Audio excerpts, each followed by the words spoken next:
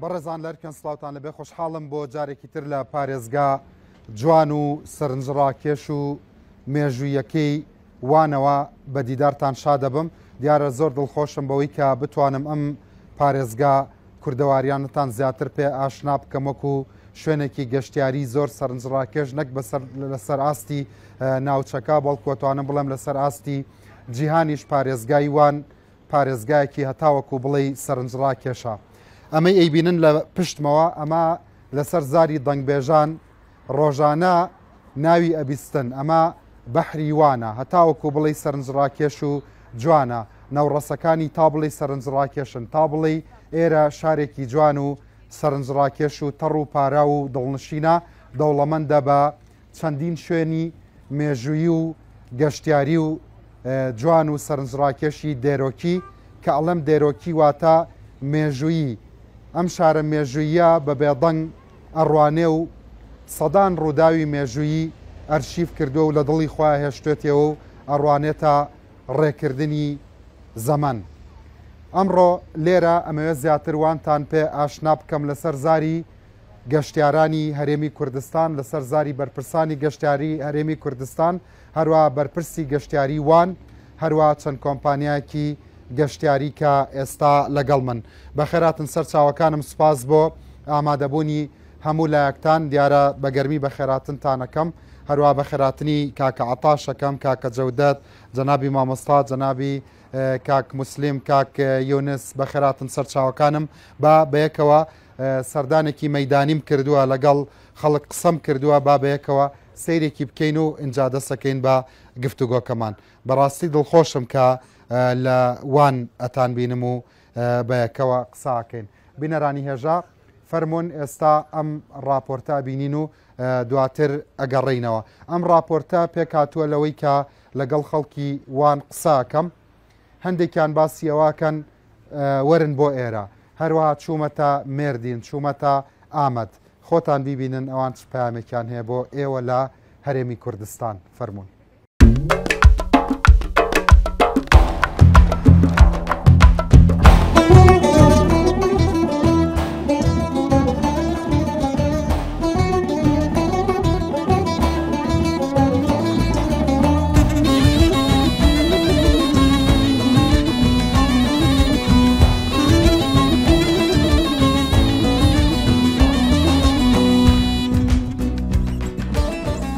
باشی حالەتە چاوایە هەرچش باشە؟ ئیرۆ دەگەل هەواڵێ خۆ هاتیە تاشتاوانێ تاشتەوانێ خۆشە؟ تاشتیوانێ خۆشە، تاشتیان ناوی لە تورکیاینا لە دنیای بدەنگە. فەرق چنە تاشتێوانێ دەگەل تاشتێ جەهێندی؟ فەرقاوی وانە پشتیویژی تاماویە. تاماویە. ئەڤەت مەسەلەن چ دەبێژیە گەشتیارێن لە جەهێندی حتا بێنە وانێ گەشتیارێن مە لە هەولێرێ، لە سلێمانیە، لە دهۆکێ، لە کەرکووکێ چ دەبێژیە وان؟ ئەم دەبێژن هەکە بێژەوانژی بێژەوانژ بۆ وان باخە هەیکە حەز دکن تاشتیەکی خۆش بخۆن براوارن کەرەمکن لە وانێ. وان باژارێکی خۆشێکی خوازایەخواوە، چیای وێ زۆزانە وێ gelek meşhurun. Bi taybetî va zozanan çiyayê ew pancarê ku tê afirandin dikin nav pênîr, em jî bênin pênîrê wanê. Ev cîhanê de zef meşhur e. Tamekê jî zef cuda deten, aromayekê zef xweş e. Pêvê navbûdengê wekî din kadestûrka wê, wekî din bi navbûdeng poxîne, axavik, ev herî cureyê baş in. Cihê şanaziyê em hemwelatiyên Herêma Kurdistan li vir bibînin. Welatê Îranê zef turistên evira, otelêliya tijîne, cih jî nayetin dîtin. Bes xelkî Silêmanî û Hewlêr kem e? Silêmanî û Hewlêr başûrê Kurdistan bi rastî jî kêm in. Em dixwazin rojê pêş ta zêdetir dibînin. Ama em dîsa jî hin de ereban bînin plaqê duhokê taybetiyê zaxoyê em dibînin, em gelekî kêfxweş dibin. Biraya min, çima dibêjiye min ev kamerayê Rûda û TV li vir e, bêje wan, bêje xelkî Hewlêrê, bêje xelkî Kerkûkê, bêje xelkî Germiyanê, bêje xelkî Kelarê, Kifriyê, Raniyê, bû xwe bêje wan bêne vir. Bi dûr û can em dixwazin hûn bêne bajarê me wanê bibînin. Hem sermaye xwe binirxînin, bila bajarê wanê esnafê wanê jî pêvê fêde bibînin. Hewlêr, Silêmanî, Duhok, Zaxo em benda we ne.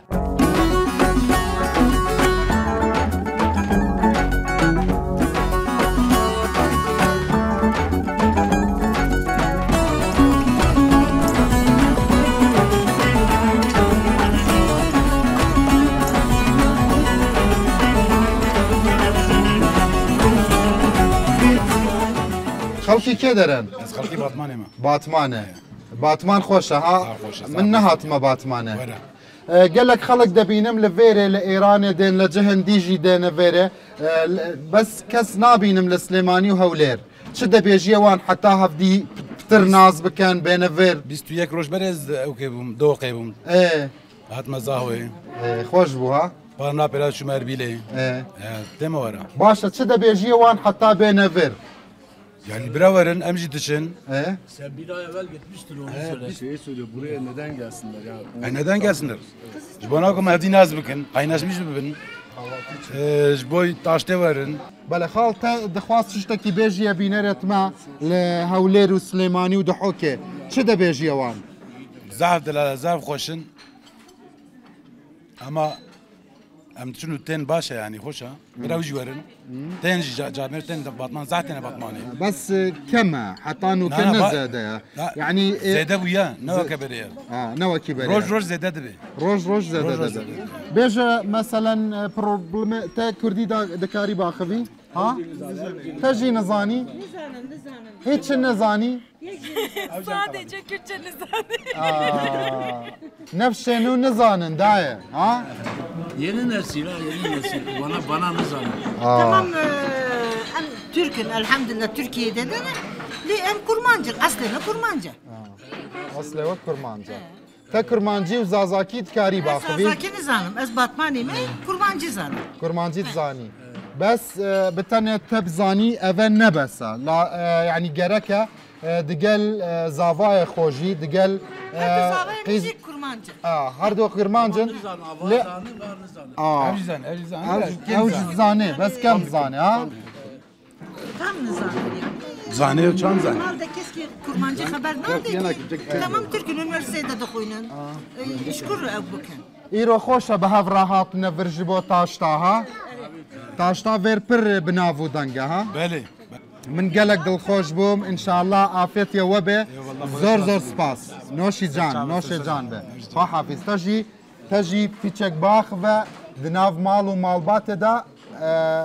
زو فرده بي باشا باش خو حافظ قلق سباس خو حافظ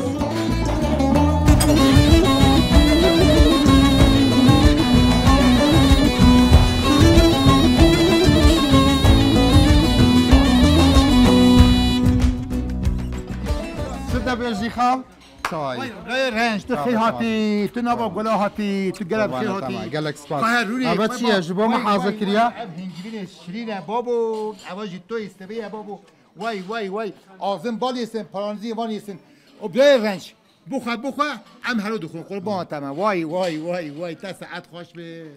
طعمك طيبات هيا وای تو تا ساعت خوش به برای هجا کت خیلی دانی هاتی شو. خانونی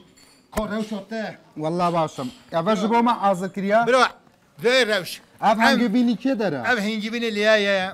اب یه مکسیه بابا توی ماندا گامشایه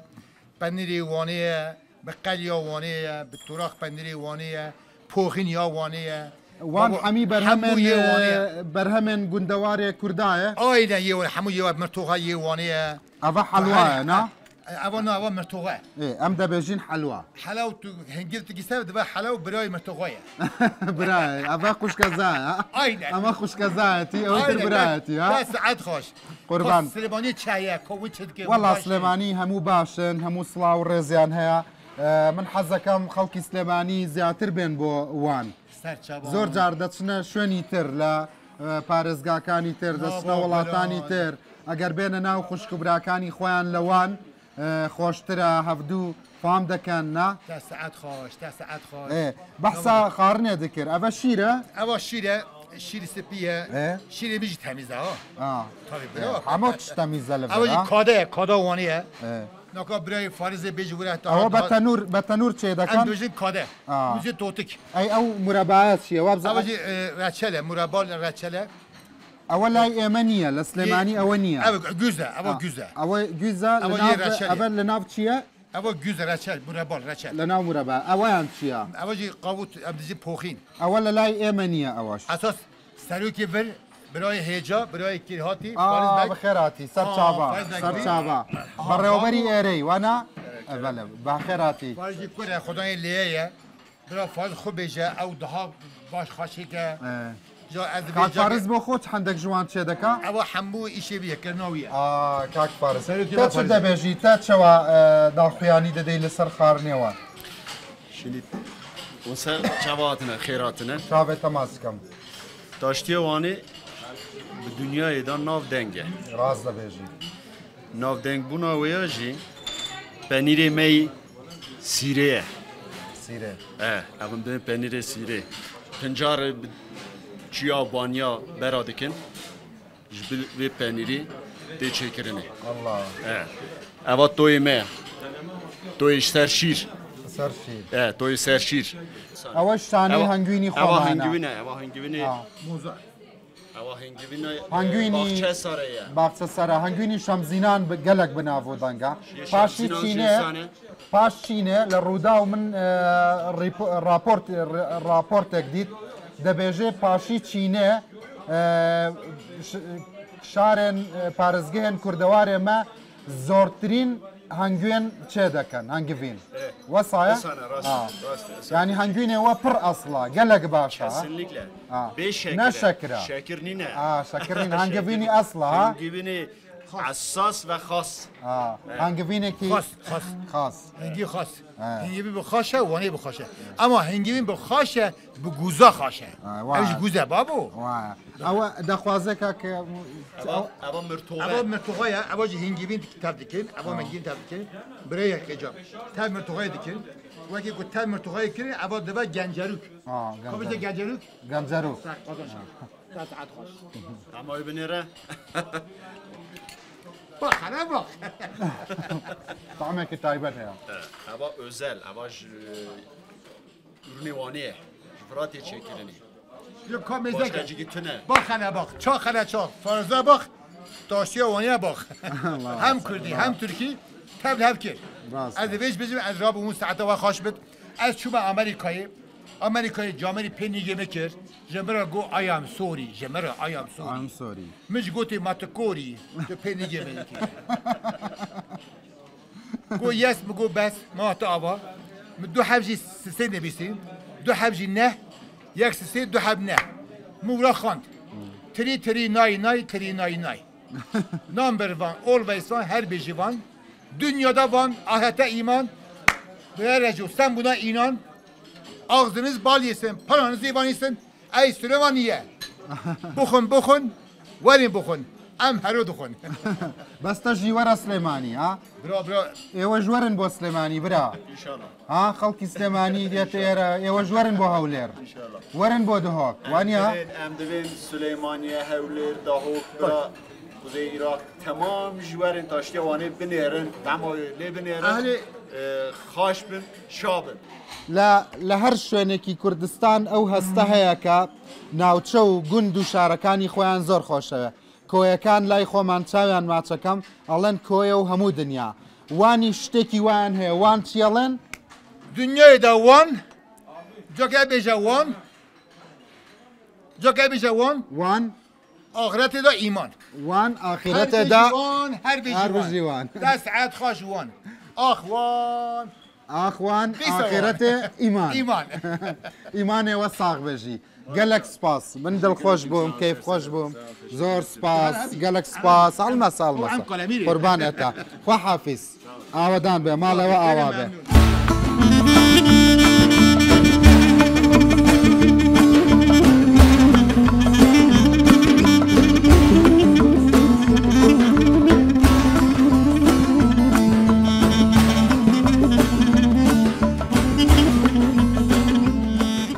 بەڕێزان سلااوان لەبێ ئەمە بازارێکی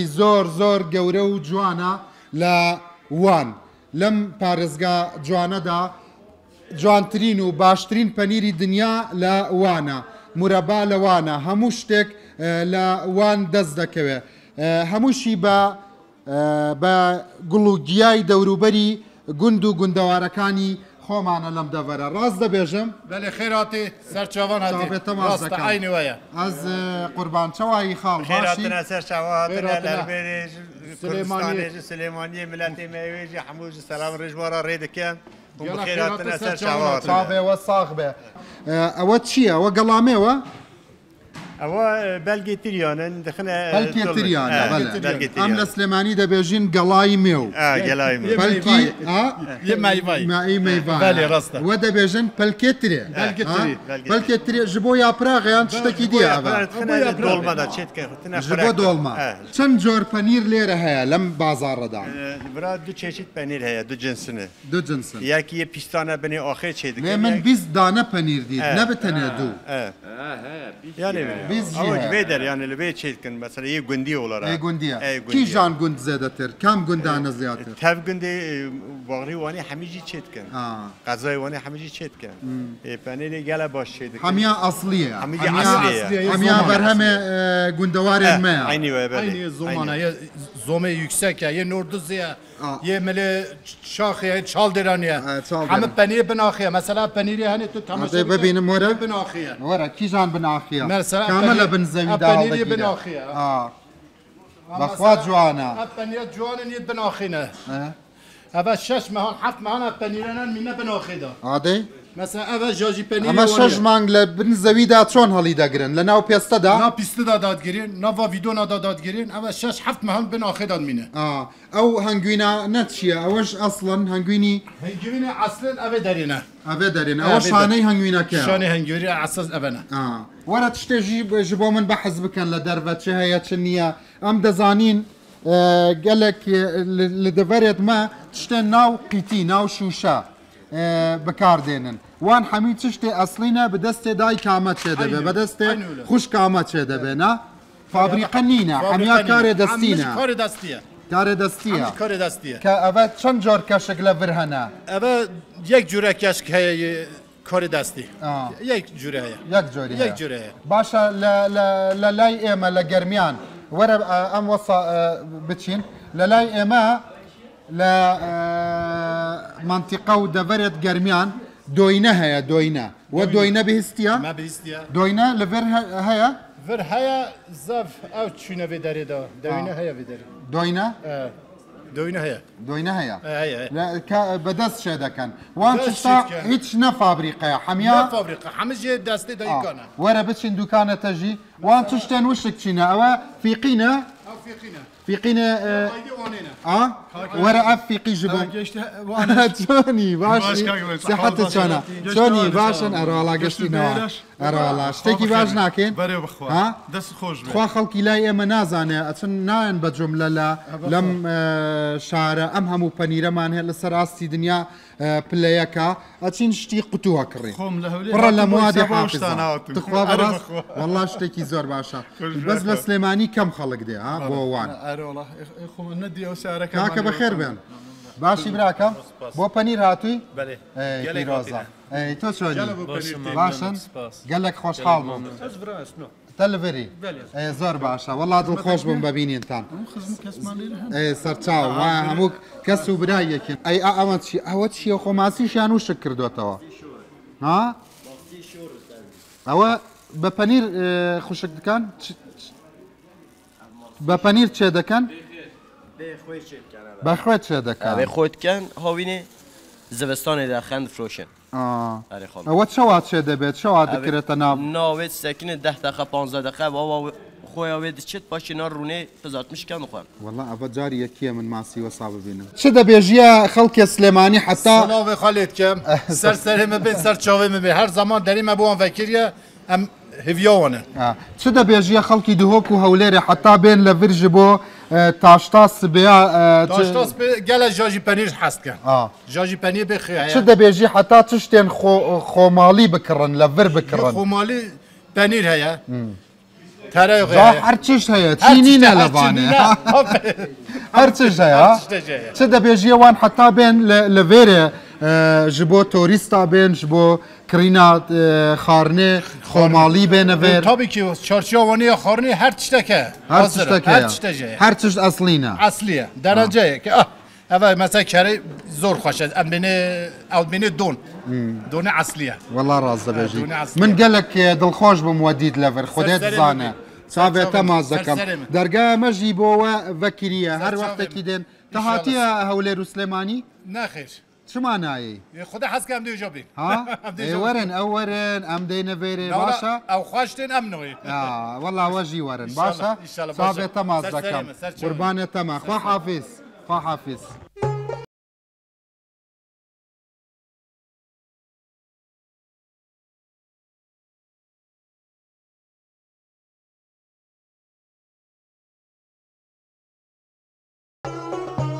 از وانه مسلا خرک گرمیان الوانه ما سلاف رز بو خلک سلیمانی ام وانلینا سلاف رز بو هوليري سرسرا سرچابا از لوانه به سلاف رز بو کردستان رنگیز بو سلیمانی بو هوليري بو دهوک بو زاخوی بو گلی کردستان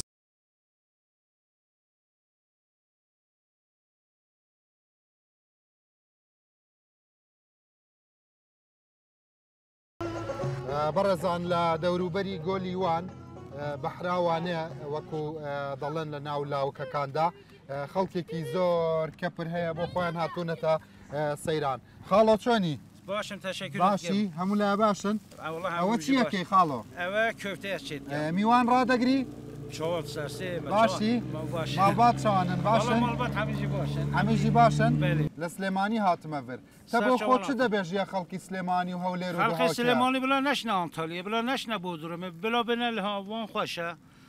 وان جاکم خوشه گل ما خوشه لحظه خوشه بلا بنل ها بلا بینه ها بلا نشنا انطالیا نشنا بودرم جه توریستی گلک جوان توریستی ام مهوان پرورم بلا بینه ها بلا سرسه ما بینه ها بلا بین مهوان ما بین لها جایی که خوشه بس خال از دکارم گازنده خو بیجم جوا طبعی بیجم باشه کرم که شما وان زاروکا کردی ناخون وان زاروک وان مزم بینه وان دا بابی وان نزانه دایکا وان نزانه بس يعني خرطوقيزة تجي لفرن كس نكاري برسوي من بدا خبري من بدا بكردي نخي أبا سوچي كينا سوجي ما سوجي كيا من ندانا قندن من ندانا كردي خبردان سوجي ما سوجي ونه بس اگر تدقلوان باشي كردي باخوي تشتكي باشا نا طبي باشه تشتكي باشه شعبه تماز دكم اوجي ازمان من من قبول دكي طبي قبول كم چون قبول ناكم مسا قربان تمام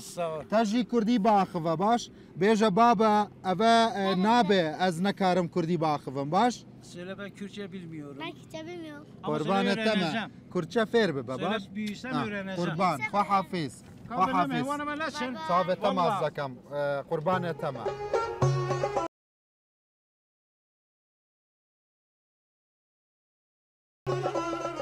شمل هولير وسليمانية هاتينا فير دخوازم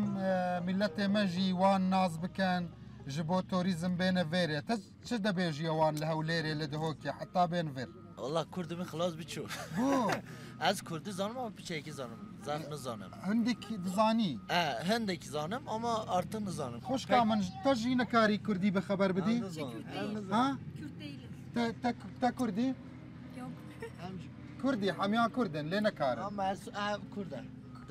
شوي باشد باشي باشد نابي زارك تشيا زينبه زينة دبيجن زينة لفر ها تجي نكاري كردي خبر بدي زانم كردي زاني باشا ام هاتي نفيري حتى خلقي خو وانجي ناز بكن جبوت توريستي بين فيري چه دبيجي خلقي هوليري والله وانه خوشه وان گلک باشه همه کی بلا بتن ته بگم بتن تا نایتن تشنا بتن دا ناچن گلک باشه لها باشا تجي ورا هوليري باشا تشافي ومازدكم تجي كرديه خو بيتشك باش بك براي ان شاء الله باشا ان شاء الله صوص زدي كرديه خو تشتكي صوص جناب كردايا بربهايا جبير نكي خيراتن سرچوانه تشافي تماس حفيظ براستي لم باريزغاي وانا هموشتك بالكيشا شلون كردن تا كردي تا کرد نیستی؟ از ایران اومدی؟ بله. خوش اومدی وانه. خواهش میکنم. شیراز؟ شیراز. سر چاوا. بله. چوانن باشن کردی؟ چوایی دکارم با دگلو باخوام. پیچک جای من بکه. باشی خوش کامن چوایی. باشی؟ حالت چوایا. باشی؟ تا چوایی. کرمانجی نزانه خبر بده؟ اول سوچه ته نه؟ سوژێمێنی نەچمە سوژێ ئێ کرمانجی دزانی دەگەل وێ کرمانجی باخەوە حالەتە چاوایە باشە چۆشکردنش باشە تا هاتیە هەولێرە سلێمانیە من 1 ساڵ سلێمانیش کرد لە بازیان خۆش بوو سلێمانی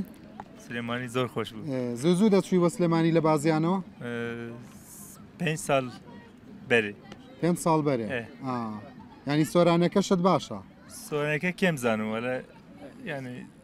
هەندێک باشە تۆ لە سلێمانی ژیاوی ئێستا لێرەوە چی دەڵی بە خەڵکی سلێمانی لە وانەوە خەرکی سلێمانی خەرکی چەمچەمال بازیان زۆر سلااو دکەم سەرچاوا من ژی خەڵکی سنگاوم من ژی لە چەمچەماڵ ژیاوم من ژیاوم لە چ دەبێ ژیە خەڵکی چەمچەماڵ لە حتا بێن وانێ هەندێک جارانوان خەڵکیمە خەڵکی ئەمە کە ئەچێ بۆ سەفەر و گەشت و گەڕان دەچنە شوێنی تر وان نازانن چ دەبێژیەوان بڕاستی خەکی دۆکی زۆر تێنێبرە خەکی دۆکی برا دناسن بە سلێمانی زێدە نزانن وان خۆشە لێرە گۆل هەیە ئۆتێلی خۆش هەنێ بەهاژی نەزێدە بەهاژین نەمینە ئەنتالیا ئیستانبول بەهاژی نینە لەڤێر هۆتێلێک دەکاری بە 20 دلاران بگرینە بە 30 دلار هۆتێلی پڕ باش گەلێک باش بێ 50-60 دلارانە ینی تا حەز دەکەی خەڵکی سلێمانی ژۆک و دهۆک بێن خەڵکی چەمچەماڵ بێن خەڵکی کەلار بێن زۆر دخوازم برا بێن ئینشاڵڵا خۆشە ینی بۆ توریزمی ڕندە دە زۆر باشە چاوت ماچەکەم گەلک سپاس خوشکا من سپاس بۆ تەژی گەلک مەمنۆن خواحافیز خواحافیز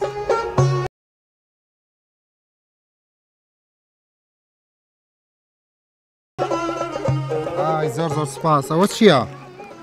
ها؟ چییە؟ کورچە بلمیۆری؟ چما؟ مەگەر تە نەکوردی؟ ها؟ تەژی کوردی نزانی؟ والله من çawayı başı bira. Halata çawaya. Biz de bilmiyoruz abi. Daya çawayı. O da bilmiyor. Başı. Sarda. Çawayı bira. Gelek abi. Halata çawaya. Başı halkı kederi. Ziyavani mi?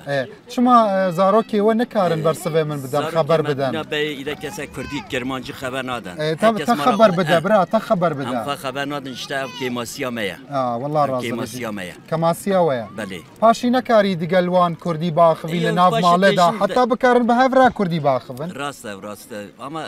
ne hem kemasiya meya hem ne gelvan axıvım jide küçük meytebi damlı duxunin ya. Vakti ki ve garen male. Zamanında ne xandın ne hanzan. 10 saatan digelwana 6 saat 5 saat 4 saat digel di medresena. Eğer te haber bidi be Kurdi haber bidi digelwan na? Dürüst. Hem gel haber. Rast dibêjim da. Ajin nizane, yeki nizane. Xudi. Halki wani? Ben biliyorum ama sizin Kürtçeyi anlamıyorum. Et kurmancı ve anlamışsın adam. Zede yani. Yameç değişik ya sanki. Bele. Yani Kermancı ve Çeki daha gerane zanıyor. Sorani ne var ne? من سۆرانی باخەوم کە فام دەکەی ئەم فام ناکەم ناجزان کورمانجی باخەوم فام دەکەی بەس پیچێک مژەی خۆ وەکەی ئەمیا ئاسانە هەمی بەهەڤراوەکی یەکن چاپکانیە هەمی زارن و بنزارên کوردی هەمی یەکن ڕاستە نوکەتە کرمانجی دزانی چ دەبێژیە خەڵکە هەرێما کوردستانی حتا زێدەتر ورناز بکن بنویره. یا نه وانا ما گله خوش کرد. بحر وانا ما هی توریستی که جه گریان گله که آدم گله که یعنی وانه کیده حس که جه گریان گله کنه. حیات وانه گله خوش کرد. یعنی بینا مملکتی دینی نه. تبیجی بینا مملکتی دی به حضوrsuzluğu گله شونه بالما. وانا ما گله حتی شواقی جتگری کس نباشته تا کات küde هری چارشی حتی شواقی وکیه اوتیل ما حتی شواقی وکینه. جیان لبر sağlama yani kese خاطر کسی نکتن. کس sorunu کسی گل کسی چونه yani ha. والله راز دبیجی. من gelek دلخوش بوم لی gelek دلتنگ بوم زاروکت خبر کردی ندانم. Kemasiya meya امی خود هست که اویشی düzeltmiş کرد. باشه söz داده من. لبي سوز داده من دقلوان كرمازي خبر بدي باش ان شاء الله سر من جلك سامي تجي افجي بو نابه كرمانجي نزاني باشا کرمانجی دزانم اما بعض کلمه که anlamış ندارم وان تشتي كدزاني افا بيجا باشا باشه باشا قال لك سباس فحافظ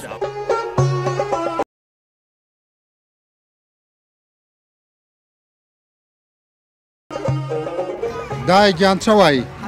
باشي حالتا شوي كاكا شوي باشي كردي تزاني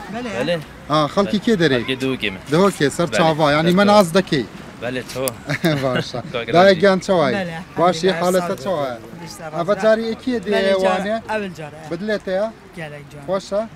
شده بيجي خلقي دهوكي حتى بين وانه جبو سيرانا بزبوش سفر عبله والله دي ما تحد فيلي كان بو خلقي دوي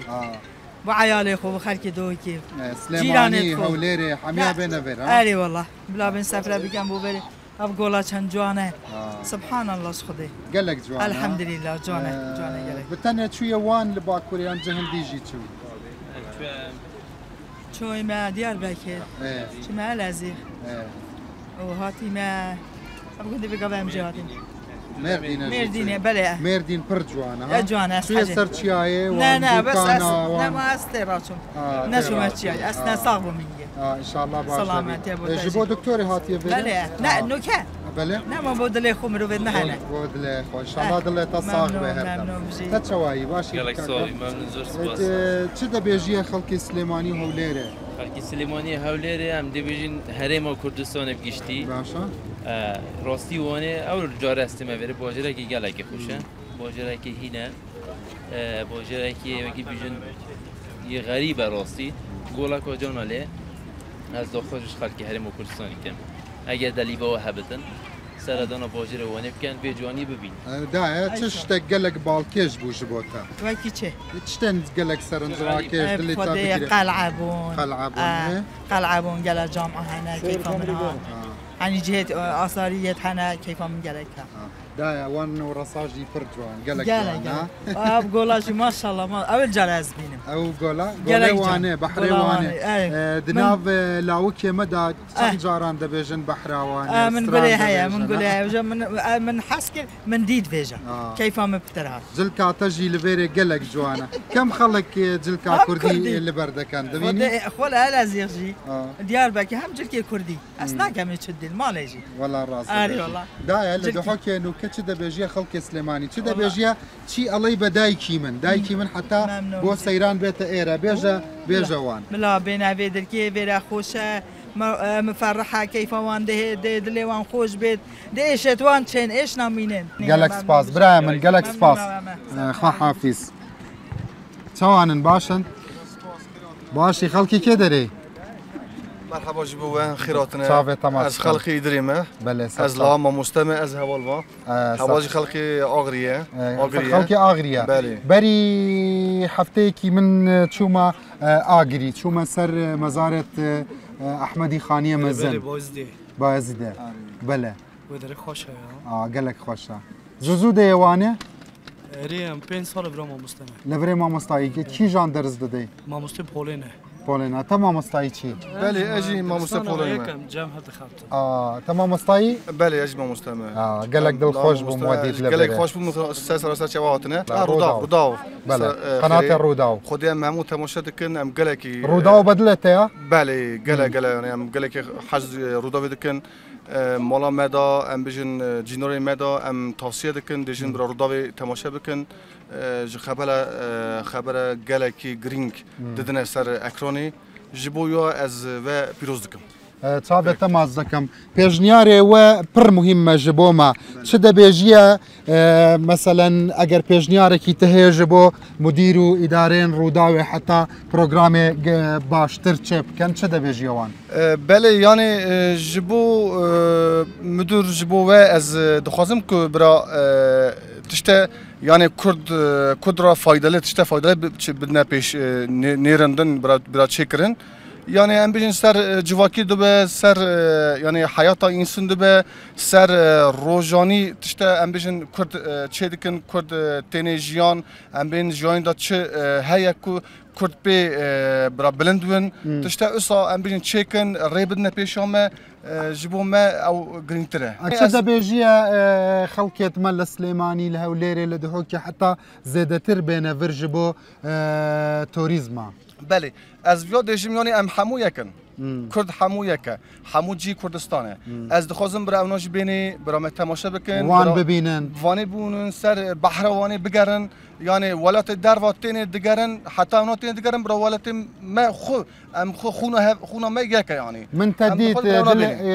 dilê te xweş bû ev dayika me li Duhokê hatibû vêrê te peyvê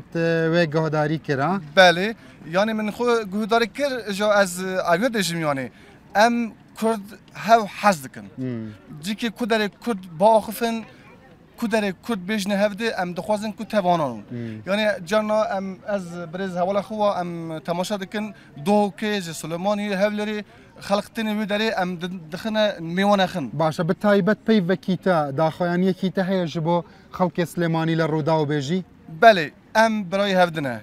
Em dixwazin ku bira Kurd xwedî derkevin. Ji zimanê xwe ji irqa xwe ji milleta xwe xwedî derkevin em hev hez bikin. Xwedî ji Teala dêje ji Qur'an da innemel mu'minûne ihwe fe eslîhû beyne exweykum. Yani mümin hemû Müslüman yekin ji taybet Kurd jî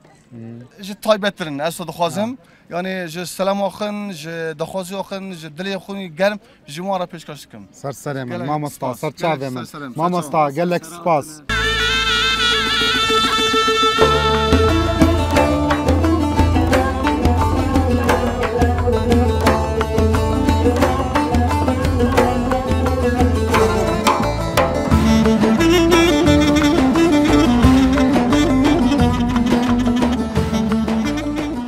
خەڵکی مێردین دەڵێن لە زۆرێک لە وڵاتانی دنیاوە خەڵک بۆ گەشتیاری دێنە ئێرە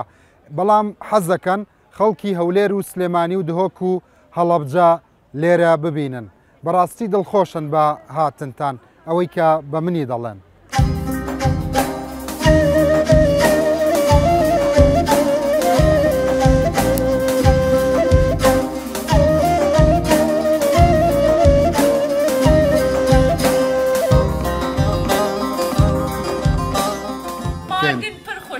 پر خوشکه صابونه مجه خوشکه اش با پاره تنکه خویم دبی جبو پاره باشه با قجوارین چی باشه با قجوارین اش باش اب کزوانه مه هی کزوان تزانه چیه کزوان کزوان دزانم چیه شما نزانم مگر از نکردم یام ام کردن اما کرمانجی نزانم والله کرمانجی تا پر باشه شما صاحب گل کسی بس نزانم بپیو نه گلک باش ده پیوی صاحب گل کسی گلک باش ده پیوی و کزوانه ام کزوانه لکی داره چه دبی لکی درستی دکن اجبا پوره نکوی قویم دبی ولی پر خوشی که اجبا پر جبو میرا یا جبو جنه جی نه دو جی فرق نینه اره اوه صابونه کزوانه صابونه اندی چه هنه صابونه شیره کراهی شیره ما کرا اره پر خوشی که اجبا رویت سپدی که قنچ دی که زخ جوان دی که اجبا قرمچاندن رویته پر سپیته اوه بکاردینی اره والله دراسته بیش والله اره والله اوه صابونه کره صابونه اندی چی ها و صابونه مزاق و یک برنج یه برنج اوج پر خوشی که صابونه برنجی اره لمردینه هر چیز دکنه صابون اوه چیه اره والله زیت olsun زیت همو صابون چه دکن yani کرمانجی نزانن یا والله کرمانجیه تا باشه باوه می معلمه اول سوچه بابه تو خود ده بیجا بابه من لا رودا و قلیله بابه خوب که بیجا بابه من چما تا من کردی نعلمان دیا چما تا ولو چه دکه بابه تو خود نزانن کرمانجی سبي اگر تبتش يا مالي خو زاروكيت خو دعلميني دقلوان ها از ولو تشدكم والله اري والله دايكا تجي سوتشي هنا دا بيجا دايكا خو بري بابا داكا تا لازم بود دقلته کرمانجی خبر بده نه؟ اره والله. ده بیجا دایکا خو بیجا دایکا منو از نزانم کرمانجی. دوان تشتندی چنه خوش کامن. صابون تدهیه و صابون لوفک تبده تولو لاشته باقش دکه. والله. اره والله. وان تشتندی چنه؟ اوجی کزوانه. اره اوجی کزوان او غار پر خوشک ها. غار اوجی اجبو پورت نکوه قویم دبه و اگزما هی حساسیت اگزما اوجی صابونه می اینه هی. والله توکی دکتران بحث دکی هر چش دزانی لسر صابونه. صاب قال کی سپاس. قربانه تمام. وان صابونه دی گلک جوانه افتشنا. اره اوجی شیره ما کرایه او یک اجبو رویت نرم دکه او ماده یک گلیسرین تدهی گلیسرین. اره. چند صابون لوان صابون لدکان تهیه حمی برهمن مردینیا حمی لمردین چه کن. همه مردین چه دکن 47 چشده مهیه 47. اره والله. ما شاء الله. یک مردین پلکا مردین یکی 47. تا صابونين لمردينه كم صابونه انجليزي وفرنسي وان تشتاديته بكار انين حميا صابونه مردين يعني وصايا نا فرنسا نا انجلترا همو مردين تشيدكن همو زيت تشيدكن همو دستا تشيدكن الف بري ازبتشم من قالك دل خوش بم تشدا بيجي خلقي سليماني خلقي هوليره فرمو سليمانيه verin hevler verin. مردین پر خوشکه صابونه می پر خوشکه اجبو رویته اجبو پورته پر خوش دکن و داره ورین قالك صبا حفيظ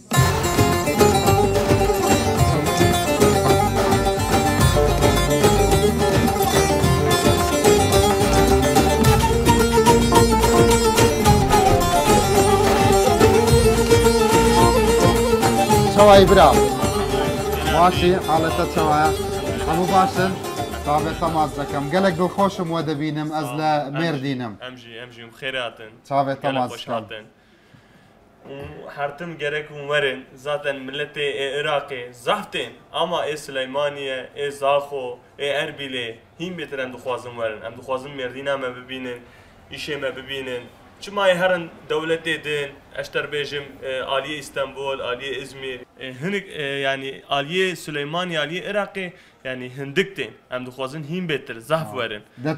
دتوي زورتر بين دتوي خلقي زياده بيتوي اري يعني ايه دفره زياده تنفر چما او نايم ويدري بلا بين شوار ور ببينن مردين خوش خدي مردين برجوانا اري والله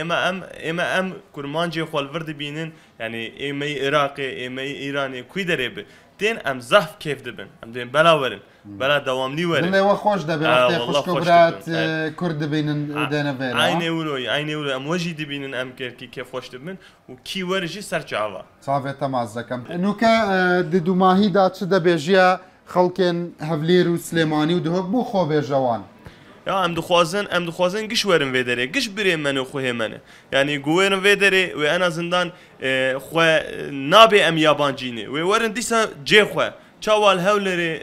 السليمانيه چاوا بن عين فيدري جولوي هاتشي فين مردينه ورجي اوانه وورن فير وشخور جي تاريخي ببينن وورن فير قولون مهنه قهوه مهنه بادم شکریه مهنه اف ای مردینن عیدی مردینن گوارن ورو اشخور تعماجی منارن کی ام انسانک پر ام دبین هما خودو بلا یک وره گو ام بین کرم بک بخ يعني أفا يك جبو سليماني أري أفا يك جبو هوليري أري يك جبو دهوكي أري يك جبو حلبجة باشا سرچاوي وكي ورشي عينسي سرسريمي قالك ممنون كاك شتين خدا حافظ شافي تماس دكم صاغبي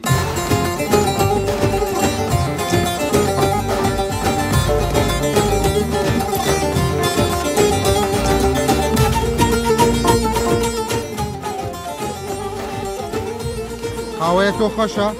ها تحلى ايدي بقى تحلى نانه مرايا نمرايا دي بيك سبيسيال ايه شما برسبه من نادي بكردي بكرمانجي ناخذي اس ها شاوا يعني كرمانجية باشا كرمانجا من باشا قالك باشا أب قهوة تشكريا أريح شكرا خوشة خوشة هر روش شدكي هر روش هر رو دي بك خاوسه قالك باشا قالك سباس زيلان سباس خوش سباس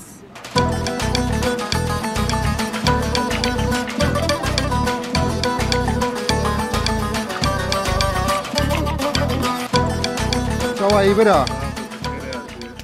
عميا باشن نافتا بخير نافي موسى كاكا موسى شوائي نافتا ميراج أنا شوائي باشي حالتا شوائي جلكا كردي هي جلگا کردیم ام مدل وان جمعنا اوان مدلانا جی ای مردین باجاری کردن تابی لوی بلگا مزبوطانیا تر دا دایکی موان اف دسنا لخواد کردن یعنی ام مدلا ایجا آهنا محبکی مدل دایی خلقي دهوكو هولير وسليماني جلكا مردين حجد كان قالك حزك انتين مشتريه مزاف الويدري هن تين باما خلقي سليماني حزيلاتي لجلي مردين جي حزك جي حزك انتين عمدن هولير ودهوكيش هولير دهوكيش وان موديلت و جبو جمدانيا كردي جداية موديلت مردين انا ايه جداية راس شوات شده بابا امكارن چی بکن از گریدم سریدا حزكي قريب بدا تزانه كيفاته بقى اوري امريكان موديل اما وجموا همان وكهبه صادق اموري قريدن وبفي شكله اوري او بشكله ام داتين فيدري وبيها موديل وهذيك طاف هبه جرما زيده به اويا ام داتين باش بو طاف ستيه مناخ گرما مچینه و ده تاب تونه بش بو مدل تاب سرپیه خو بده قالك سباس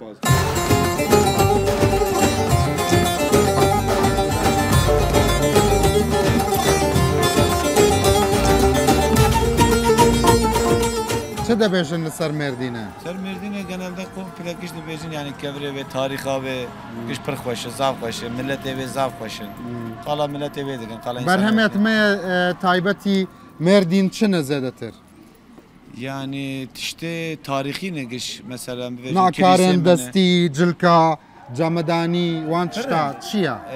mesela şal و şapık kem şu anda debejin gılafdun böyle biri keme لسر şal سپی أفا ورا شغلي كوفي ولا رقد دان سريع. خيزة ما كشكما لمردين زور بكاردينن. فانا genelde أنا بري أنا كاب 5 سال ب 4 سال بيري كما حتى أنا حتى يرو قشت دان سريع. بس يعني أنا جواني ما قال لك جنان سريع. جواني ما ببي هاوي شخورة دكن مثلا ما جن جماعة تركيا و فلار أبي وهاوي وسا دبن مونتا دبن تشتا آوره ببي هاوي ددن سر جلی خوا سر ملی خوا فلان واره قلم میزی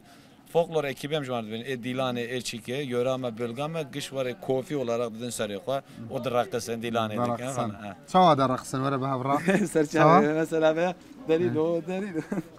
او بوسای ام جرد من سیگاف و مثلا آجی تایی شغله واره به پیاده نه واره وسا farklı yöre تبو خو بك بزانم شويه بتاني من نظانم يعني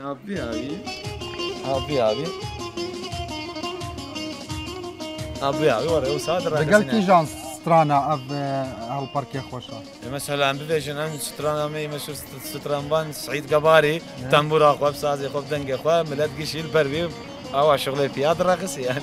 قال لك سباس هذا تمام سكم مش حالكم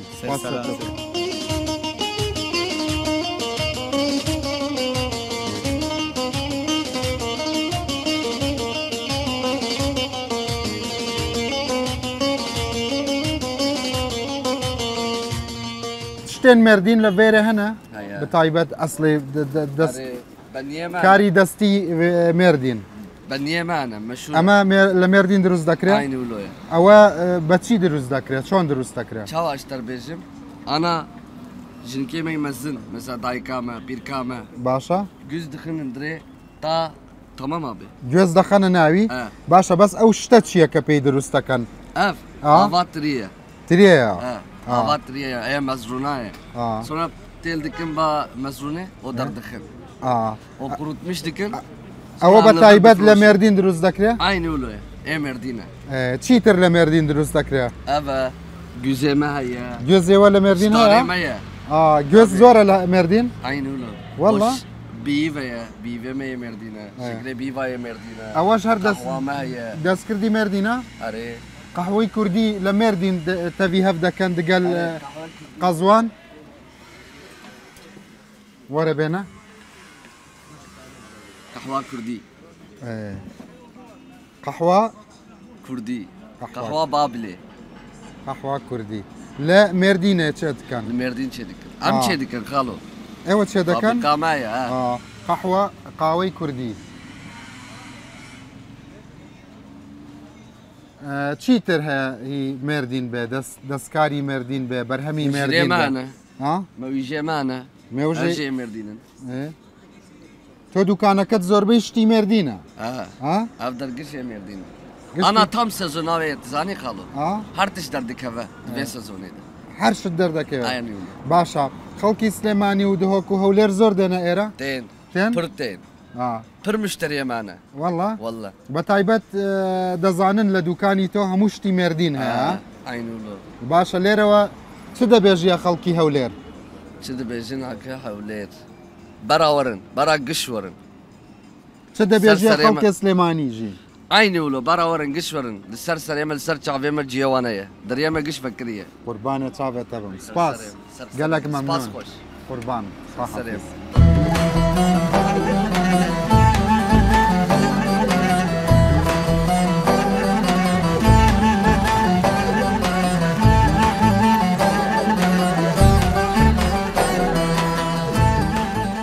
ولاتي ما كيشتاك السي صار العراقي ماما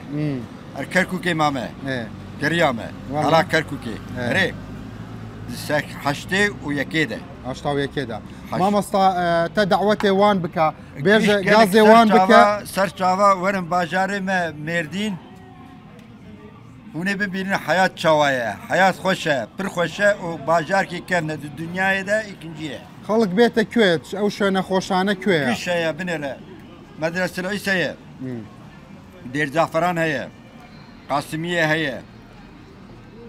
كيساسي هي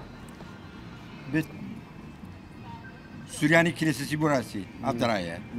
يزيدي بلا هاي زيدي هي يزيدي وسرياني هي كنيسة هي يزيدي هنا سورياني هنا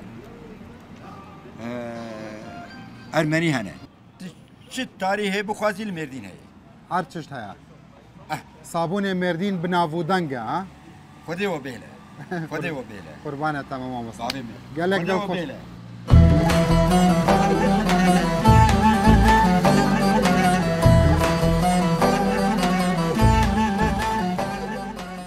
هذا شيء ابو اناش بو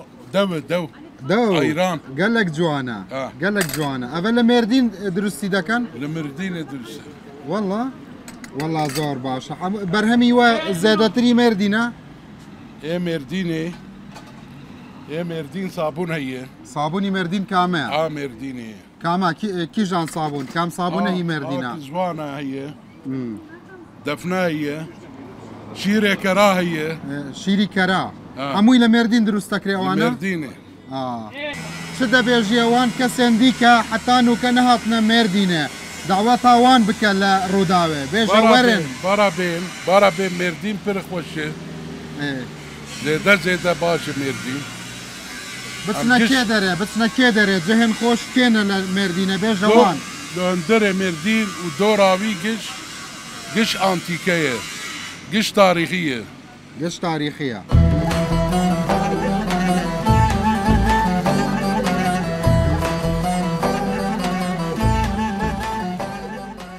قهوة ماردينيا؟ قهوة طالة خوشة قهوة ماردينا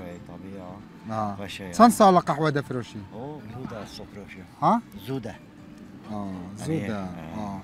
قالك قشتياريان ما لهوليري لسليماني دينا فيري؟ قالك تورستين ما؟ جارناتين سدا بيجي خلقين سليمانية هوليري ورن قهوة بخون قهوة طال قهوة طال بزان شوا اگر خوش بو من جيده بيجموان على بخوا بنرا شوا يا ويشاغيش من بيجه تهر لميداني مردينه قهوة دفروشية هندري مردينه ده يا فقري لناف باجيره سوقي دكاني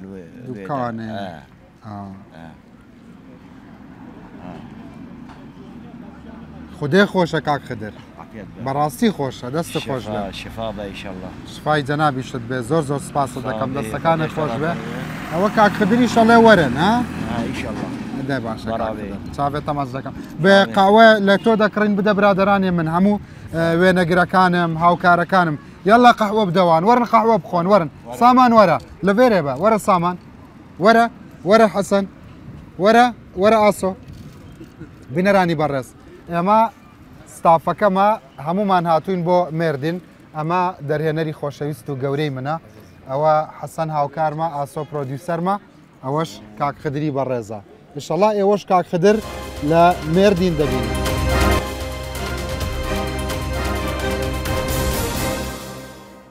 بەڵێ بەڕێزان سڵاوتان لەبێ زۆر خۆشحاڵم سپاس جارێکی تر بۆ ئامادەبوونتان لە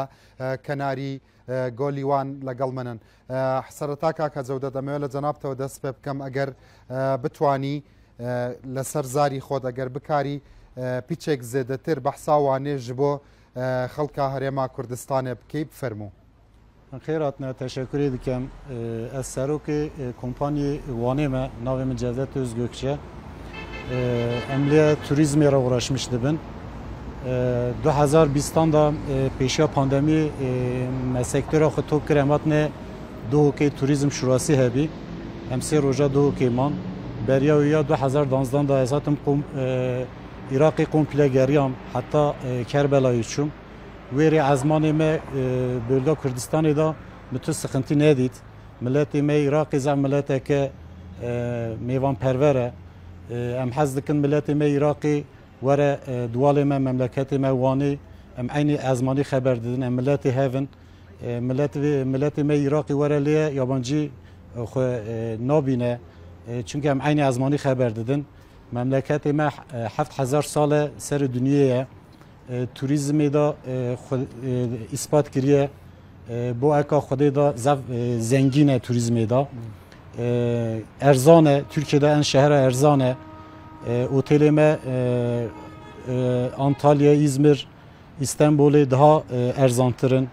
tekstilê da erzan e xarinê da erzan e em hez dikin milletê Iraqê were şehra me gelek li Silêmanî û Hewlêr û Duhok û îdareyên germiyan û raperîn jî wan cê herêma Kurdistanê cenabê te helbet dizanî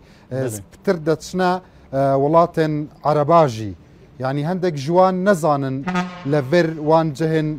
ciwan û balkêşî geştyarî hene ez dixwazim cenabê te pitir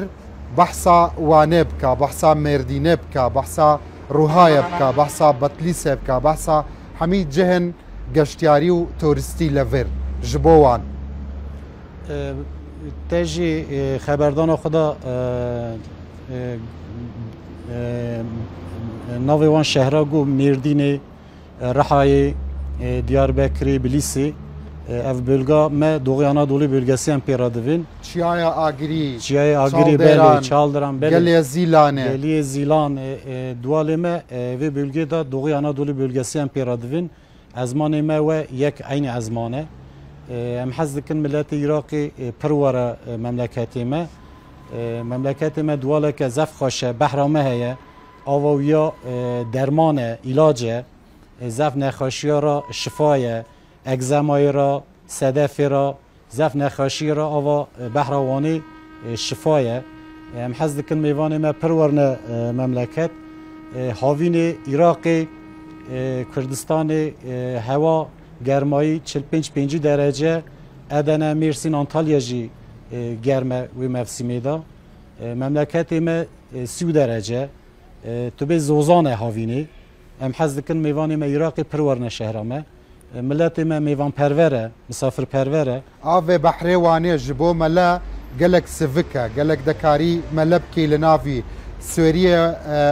behra wanê xwê wanê ji bo çaw yani îzac nîne ne ne bo sedef nexweşiya sedefê ra bo egzemayê ra zev nexweşiya ra şifa ye derman e ava wiya soda ye yani insanê me zev dev ra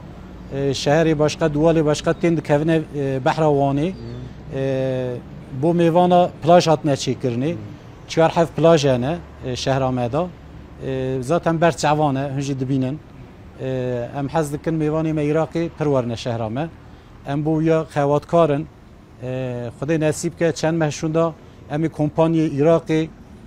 اربیل دوقی سلیمانی حلبچی امی و گازی کن مملکت مسیر روزا چهار روزا و ویری تخنه میوان و بگرینن متفاقا ما خارنامه و اک بکن گرچی لذت ما گاسترونیا ما عینیه ما مستخارنجي مثلا تتزاني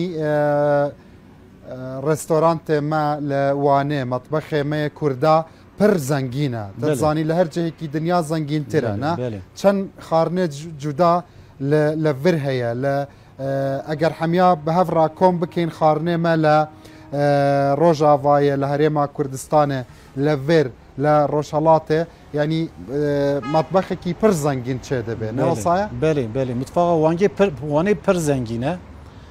ام ویا دا زف ایدالینه هر دایم هر فواری دا هر turizm tanıtımı turizmi de em diçin fuara da dine nasgirni ما مستعد ده بيجيا خلق ما ل روحاي ل مردينه ل آمده حتى وانجي تتزاني جهن قشتياري قالك هي قالك بالكيشن ل هريما كردستاني حتى لفرجي خلق تتزاني ويدري ناس ناكن حتى لفرجي دكارن بتشنا ويدري نا بله tabii ki ام حز دکم میوان عراقی ورنه لی ام جی میوان ورا برنه عراقی کردستانی ام سرویا خوات بکن انشالله چند ماه ام جی ورنه ویری وی داری سکتورا توریزمی کمپانی مدعوت دکن ام ورنه عراقی ام جی دعوت کن هنی ورنه وانی دست خوش ما مستا خلق وانه د بیژن لدنیای دا وان لآخرت دا ایمان اول راسته آخرت ایمان راسته بوچی راسته مثلا دخوازم لسر زارن و بتر وان ناز بکم دکاری مثلا بیجی من وان چنه حتی گهدار و بینرت روداوه بتر وانه ناز بکن زیاتر خلکی هرمی کردستان حزکم وان بناسن باسی وانم بابکا بله بحثا وانه بکن وان پایتخت تاو روز و آفتابه بله وان پایتخت تاریخ و مدنیته وان پایتخت مهوانی و عشیری و کلتور و مدنیته بس وان شهری کی زیبا شهری کی زور خوشه وان اواله برینن بهروانه چه فرقه ایره و ازمیر و استانبول آنتالیا مرسینی هیه او وانه اگر ناوی و نبیجم وار کس نزانه او در وانه بس وان خینجی وان دشتا کردستان باکور و باشور روجهلات روجهوا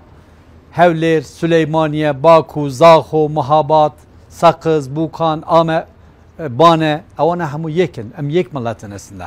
اگر ملت کسی که زاخوی به ایره هر مولا خوده بله اگر لسلمانی و بین بو ایره هیچ پروبلمک بو زمان چه نابه یعنی هیچ کشیک و آریشک چه نابه همیا هفدی فهم دکن نه همدی فهم دکن چه مشکل زمان و تولابون نیه چه نه ما مستعد بتر مثلا اگر خلقی سلیمانی و هولیر و دهوکی بینور تا دعوت اوان دکی بتشنا کی داره دکاری بیجه من لبری اوان اولی کلاوانی وانی حمیا ناز دکن زهندی جی بیجه من بیجم کلاوانی اقتمار kilise aktamarı. Kilise aktamarı. Kilise aktamarı. Zeki derokiye ne? Zor. Şeneki mecruyu şöyle var. Bale bale. Mesela Kofiraz de beni. Peri bacası Türkiye'de beni. Evet çiye mama. Kofiraz başkalaya. Evet çiye. Avrazı ey Kofiraz de beni. Kari leser wan nava mesela piçek zedetir baxvi jibo min hatta min وبينرن ما للرودا بتر ناز بكن تقلك جهقوتا من ليه شرح نكر وان تشنا راسته مثلا Kofiraz Türkiye mesela şehri Nevşehir'i dini Kapadokya. Türkiye dini Kapadokya peri bacası Türkiye. Ve yemek Kurdina ve Kofiraz. Kofiraz başkalaya. Avarazın bina Kapadokya'yı binani ئەریزۆنایە ئەو ڕازانە کەوە سەرنجیکە زۆر تاریخیە زۆر جوانە دبیا ئەو جی بێ ناسکردن کەلێ مەزێدەنە تاریخی مەزێدەنە کە لاوانێ خۆشە بێ دەرەبێژم جێ گەرانی ئێرە زۆر زۆر پرن هەوای وانێ هەواکی خۆشە هەر دایم مڵات شارێ مە شارێکی مانەویە ئێرە حوزورجی هەیە مەسەلا ئە کەسی بێوەرە هەر وەکی ماڵە خادەیە چ یابانی فڵان تشتێ سەنابن ئێرە غەریب نینە لە نه ئەستان یابانجی نینە دەبێژن تورکا دەبێژن یابانجی ئەم خەریبی نینە نامۆ غەریب نینە لە ناقێ هەر کەسی بێوەرە ماڵە خۆدەیە باشە کاکە یونس ئەڤە سوچی کینە مەسەلەن من gelek xelek debînim li vir be zimanê cuda daxivin lê wan kesên ke li Slêmanî û Hewlêr û Duhokê dêne vir kemin ev sûçî kîne Kurdistanê li Wanê gelek kem nas dikin gelek em Wanê bi Kurdistanê bir ne nas kirin xalqê Îranê gelek tên nîskayê salê 800,000 heb ji Kurdistanê ji bo geştiyanê têne Wanê ça ku Îranê medayê nas kirin gele li Kurdistanê ji bin ne nas kirin Kurdê me piştê pandemiyê piştê koronayê gele hatin îsal jî gele hatin bi seyarê xwe têne vê derê çünkü nêzik e 505 kilometre ji vê derê ku biçî dişî Zaxoyê نزیک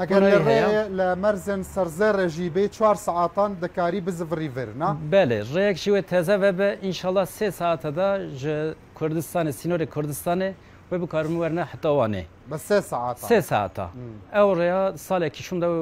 înşallah ve be ku ve şunda 3 saateda werne Kurdistanê werne heta Wanê gelê me Kurdistanê wan naz nake navê Wanê dizane Kurd henetê da hema naz nake geleme Kurdistan'ı gele dışına Mersin'e, İzmir'e, İstanbul'e, ciye şehre mezin vederi naznake, vederi gelek faşa, havine gelek hene, vaki zozaneye, azmani meyeke, yani kuakte çune şehre mezin şehre dine, azmani vananı zanın, ça em bejin em dişi vederi biçine Avrupa'yı azmani vananı zanın, çünkü Kurdistan'ı işi biçine vederi azmani ye Türkanı zanın, hem vederi em bray heaven, em kaki heaven, jboyuka, Kiyore ve der gele rahate ve der emniyet geleke. Xalkî ver min tiştek dît gelek piraniya xalkê ver xalkên Duhok û Hewlêr û Slêmaniya hez dikin yani wan debînin dilê wan xweş dibe digel wan daxivin alîkariya wan dikin ne? Bele. Xalkê wan ji xalkê Kurdistanê hemûş hez dikin çünkü em birayê hevin Kurd azmanê wan yeke ki kuhate vê derê ça birayê ka ji ciyekê başqa were vê derê nêvantiya dikin wisa berê Rast em nûke li Vanê program çê dikin lê cihên dî jî gelek ciwan hene wekî Mêrdînê wekî Betlîsê dikarî bi rêyên av bi belema bigihî Betlîsê li vir biçî li Wanê bi behrê Wanê ne bi rêyên cada dikarî bi nav avê da derbas bibî heta dezivî Betlîsê ne wesaya? Bele bi sefînê dikarin heta Betlîsê biçin ji vê derê Qetar jî diçe heta Betlîsê yani her bi rê awî etwanî bigeyte Betlîs her bi rê dikarin biçine Betlîsê jî Ew Betlîs ey şwenekanî tir ey Mêrdîn ey şwene serinc rakêşekanî tir şwene balkêşekanî tir hez dikim to basî ewaneşman bo bikey bo bîneranî Rûdaw Ez vî şeklî bêjim wextê gelê me Kurdistanê ku werne vê derê Wanê dikarin ji vê derê jî rehet biçine şehrê dinê jê dora behrê Wanê 4-5 heb şehrê me hene Bitlis heye Adilcewaz heye Erciş heye Tetwan heye dikarin biçine wê derê jî bi hem bi rêkê dikarin biçine wê derê hem jî bi sefînê dikarin biçine wê derê Betlîs şwenî mêjûyî û serokêş çî lê ye Wekê din ji vê derê mesela heta Tetwanê 200 kilometre 215 kilometreye ji wê 30 kilometre wê datir Bitlis heye nîzikê hev diye ji vê derê ku wextê biçine Mardînê jî dikarin her ne Mardînê jî yani şehrê Wanê ji şehrê din hemûş kare jî nîzikê bi rê dikarin biçin Wala rastekê kaka ata carekî tir bi xêratî ser çawakanim to چیڵی بە خەڵکی هەرێمی کوردستان وەکو بەرپرسێکی گەشتیاری و چ زانیاریەکیانەیتێ و بۆچی ئەم پەیوەندیە گەشتیاریە و تۆریستیە دروست نەبووە پێدوانیە بەشێکی سوچی ئێوە بەشێکی سوچی دەستەی گەشتیاری هەرێمی کوردستانە دەنا بەڕاستی معقول نییە من بە هەر زمانێکی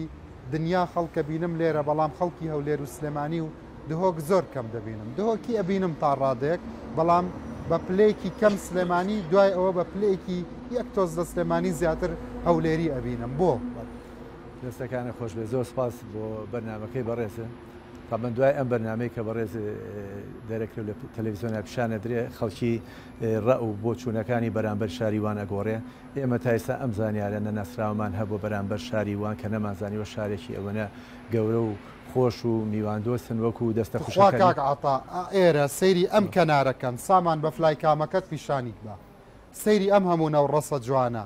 سەیری ئەم کەشتیە جوانە ئەم کەنارە جوانە ئەم ئاوە ڕون و جوانەکە ئەمڕۆ ئاوەکە ڕەساسیە نوێنە دوێنێ ئاوەکە شین بوو لە بەرۆی کە تیشکدانەوە و ڕنگدانەوە و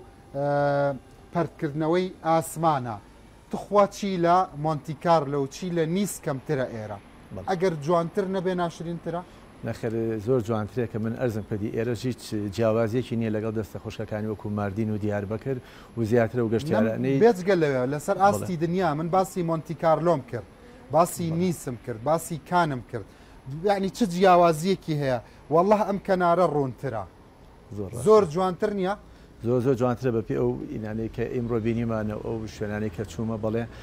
وەکو ئەرزم کردی میواندۆستی ئێرە جوانی ئەم شارە خاوەنی چەنەها هوتێلی براندن و 5 ئەستێرە و 4 ئەستێرە کە هیچ فەرقێکی نییە لەگەڵ شوێنەکانی کە ئێمە پێش دانیشتنمان و هاتنمان بۆ بەرنامەکەی بەڕێزی لەگەڵ سەیدا جەودەت شتێکی وا بە خیاڵی هەدوو لامانها و کە دوو فامتۆری پێچەوانە بکەین فامتوریە کە بتوانین بەڕێزیان داوت بکەین لەگەڵ چەند کۆمپانیاکەم جارتە دەی بۆ من ئەمە یەکەم جارە دێم ئێرە باشە ئەم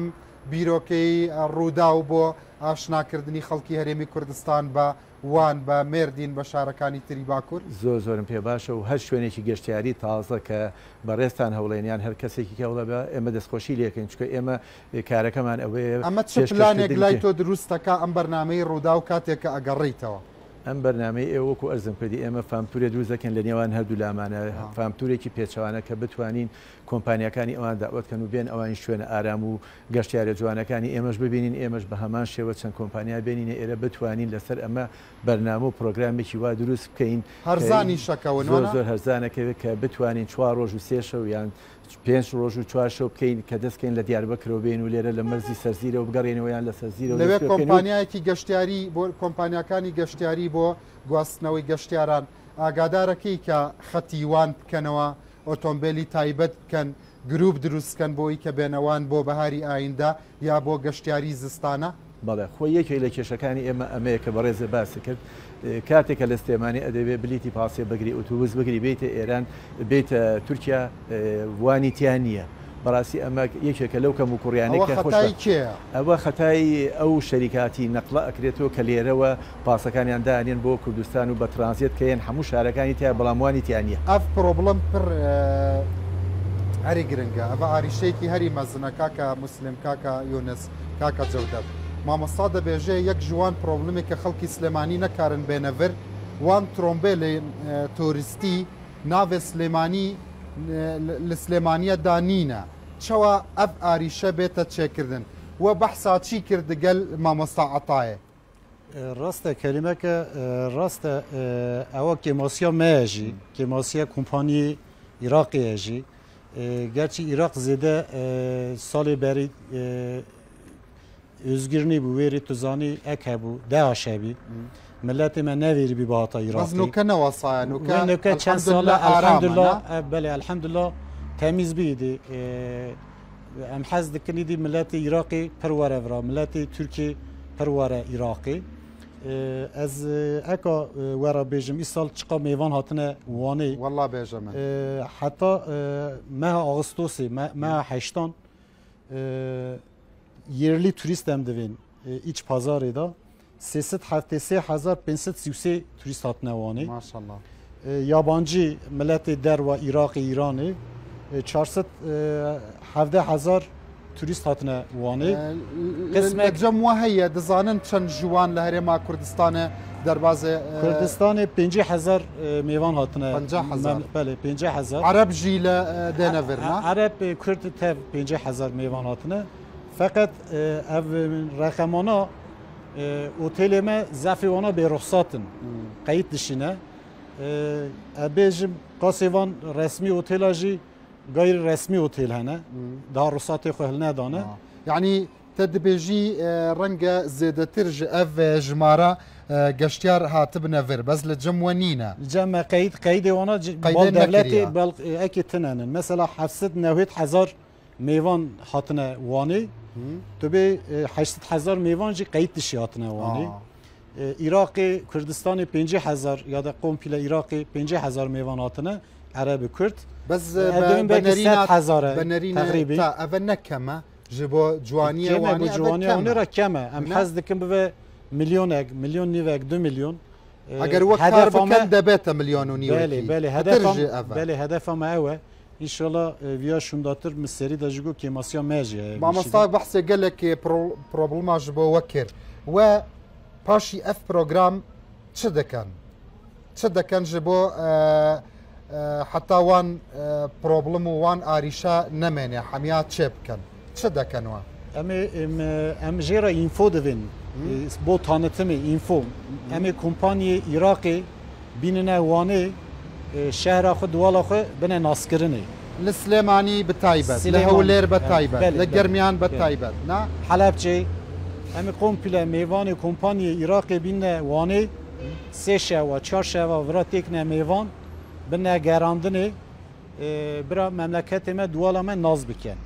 امي كومباني و مملكتي واني بنا عراقي امجي عراقي بنا ما بنا ناسكرني ام جوارنا ميوان وين عراقي ده پر باشا ما مستعطا اما ام شتانتان بيكوا بيج اوي برنامج دس بكم هموي لسري الركوتون بو اويكا لا اينديكي نزيكا انجامي ام برنامج هاتني هزاران گشتیاری ئێرە بێ بۆ هەرێمی کوردستان و هەرێمی کوردستان بۆ ئێرە پاش ئەم ناوبڕە جوابم بیتەوە سپاس دەکەم بینەرانی بەڕێز لەگەڵم بمێننەوە سپاستانەکەم دڵخۆشم بەوەی کە پێش بەرنامەکە کاک عەتاڵێ لەگەڵ بەرپرسیانی گەشتیاری وان دانیشتوین و بەڵێنمان داوە کە ئەم کێشانە چارەسەر بکەین بۆ ئەوەی کە دەرفەتێک بگونجێنین بە ئاسانی خەڵک بتوانن لە هەرێمی کوردستانەوە بێنە ئێرە و لێرەشەوە بچناوێ ئەمەش بە دابینکردنی پاسی تایبەتمەندی گەشتیاری چاوەڕێ بەڵێ بەڕێزان جارێکی تر سڵاوتان لەبێ کاکە عەتاوەک و کاک جەودەت و ئەوان باسییان کرد هەندێک کێشە هەبووە بۆیە خەڵکی لای ئێمە وەکو پێویست دوانی نەناسیوە پێش بەرنامەکە ئێوە کە گفتوگۆتان کردبەیەکەوە بڕیاری چیتاننا حەزەکەم بە خەڵکی هەرێمی کوردستان بی بڵێ هەر لە ڕێی کامێراکەی خۆشتەوە من لێرەوە دوایەوەی کە دانیشتین لەگەڵ بەڕێز کاک جەودەت کە ئەوش لێپرسرایی کۆمپانیاکانە و بەڕێزیان کە لێپرسراوی میوانخانەکەن تەواوی هاوکاری یەکتری بکەین بتوانین کارێکی وا بکەین کە گەشتیاری هەمەلایەنە دروستکەین لە هەردوو لاوە بە پێچوانەوە ئێمە گەشتیار بێنین لە کوردستانەوە بۆ ئێرە و لێرەشەوە گەشتیار بەرینەوە و یەکێک لەو خاڵانەی کە زیاتر ڕێکەوتین ئەو فامتورەیە کە لەگەڵ بەڕێستا باسم کرد گیرروگرفتەکان چی بوون دومیان یەکێ لەو گیرروفرانەی کە باسی دەکەین ئەوەیە کردنەوەی مەرزی سەرزیر کە 24 ساعتی بکە ئیسا ڕۆژانە لە 8 تا ساعت 5 ئێوارەیە کە ئەمە مەرزێکی نزیکە بە شاریوان ئەتوانی بە نزیکتری چەند خەڵکی هەولێرەتوان بگەنێرە خەڵ لە دهۆکەوە ئەگەر لە دهۆکەوە یان لە زاخۆکە بتوانین ئەو وەختە بە 4 ساعت و نیوە گەنە ناو خەڵکی سلێمانی بۆ ئێرە هەر بە قەدەر بەغدا دوورە هەرەوە نەدورە بەڵێ ئەمە یەکێک لە داواکاریەکەمانە کە لە بەرنامەکە زادەکەش تۆ پیانە ڕۆشتوی من پیان ڕۆشتوم بەڕاستی شەقامێکی بێعیبە یعنی باوەڕم پێ بکە لە سویسراوە بچی بۆ ئیتالیا ئەوەندە چیا و ئاوی سەرنجڕاکێش نابینی و هەموو ئەو ئاوانەی کە دێنە هەرێمی کوردستان بینەرانی هێژا ئەو ئاوانەی کە دێنە هەرێمی کوردستان زاب دەبینیت کە هەموو ئەو شتانی کە لە جوگرافیای مناڵەکانمانەی خوێنن بە واقعی ئەتوانی ئەگەر بێنە وان لەو ڕێگایە هەموو ئەو شوێنانە زەی گەورە و سەرچاوەکانیانی پیشان بی کە دێتە زاپ و لە زاپەوە دێتە بەرەو لای ئێمە و سەرنجام بەلای پایتەختی هەرێمی کوردستان هەولێرە دەڕوات دەچێتە هەڵبەتە جۆ لە مێرگ و لێەوە بۆ ڕۆژهەڵات پاشان دێتەوە هەرێمی کوردستان بەڵێ لە خاڵەکانی کە ڕێکەوتین بە هەردوو لامان ناساندنی ئەم شوێنەوارە جوانەیە شاری وانە بە قەڵاکەیەوە بە دەریاچەکەیەوە بۆ شوێنانێک کە هەیەی بەو ئیشە دەستەی کە هەیە لە ناو شاری وانە وەکو ئیشی فەرش و ئەمانە و بە تایبەتی ئەوانەی کە حەزیشان لە ئاژەڵە شاری وان وەکو خۆتان نەزانن بە ناوبانگە بەم پشیلانە کە چاوەکانیان دووڕەنگی جیاوازە ئەی پەنیرەکەیان پەنیر و تاانیشان بڵێ ئەڵێن زۆر باشە و میوان دۆستیان و یەکێک لە شتەکانی کەشیان کە زۆر باشە و هەموو عیلێکی ئێمە ئێوەکە لە کاتی دەرچوونیان دێنە دەرەوە ئەوەیە ئەشیاکانیان کە لێرە دەچیتە بازارکردن شۆپینکردن زۆر هەرزانە و هەر لێرەوە ئێمە بڕیاری ئەومان ئەزانی حوقات لە پایتەختی تورکیا پایتەختی گەشتیاری تورکیا هەرزانترە ئێرە زۆر ڕاستە بڵێ ئەمڕۆ یعنی باشترین براندەکانی جیهانیش لە هەمووی لە وان هەیە و لە مێردین باشترین براندەکانی جلوبەرگی جیهان هەر هەمووی هەیە وانە؟ بەڵێ هەر ئیمڕۆ هەر هاوکارانم لێرە لە کۆمپانیەکان بڕیاری ئەوەشیانە ئەو بەرنامە و پرۆگرامانەی کە داێنن بۆ نمونە بۆ گەشتیارەکان کە لە وڵاتی ئێرانەوە ئەدێن بۆ ئێمە بە شێوەیەکی دیسکاونتر بە کەمترێ بمانەنێ بۆی ئێمە بتوانین چکە ئێمە شتێکی کەمان لەسەرە وەکو هاوڵاتی ئێرانی نین ئێمە نرخێکی ڤیزەمان هەیە لەسەر کە خۆتان نەزان $150 ئەمە ژێکێکە لەو گرفتانەی کە بۆ ئێمە تۆزیە گرانەکەوێت لە سەرمان بەڵام خۆشببختانە کۆمپانیەکانی ئێرە بڕیاری ئەویاننا کە بتوانن دیسکانتێکی تایبەت بۆ ئێمە بکەن و شوێنەکانیش کامانەنێ شوێنێکی باشمان بنێ لە هوتێلەکانە بۆی ئێمەش بتوانین ئەو گەشتیارانی خۆمان کە تورێکی باکووری تورکیان بۆ دروستکەین لەم شوێنانە یەکێک لە شوێنەکانی شاریوان بێت. پڕ باشە مامەساتە فام کرد مامەسا دەبێژێ هەندێک پرۆبلم هەنە ئەگەر وان ئاریشە بێتە چێکردن کاکە مسلیم دەبێژێ خەڵک چەند جاران زێدەتر دێنەڤر مەسەن یەک جوان نەبوونا باڵەفڕگێ نەبوونا تیارە نەبوونا فڕۆکە ئەڤە بەری دوو ڕۆژان من لە ئامەدێ لەگەڵ کاکە محەممەد کایە لە ژوورێن بازرگانیە ئامەدێ پرۆگرامێک چێکرد دداخۆیانێ خۆدا گۆتە کاکە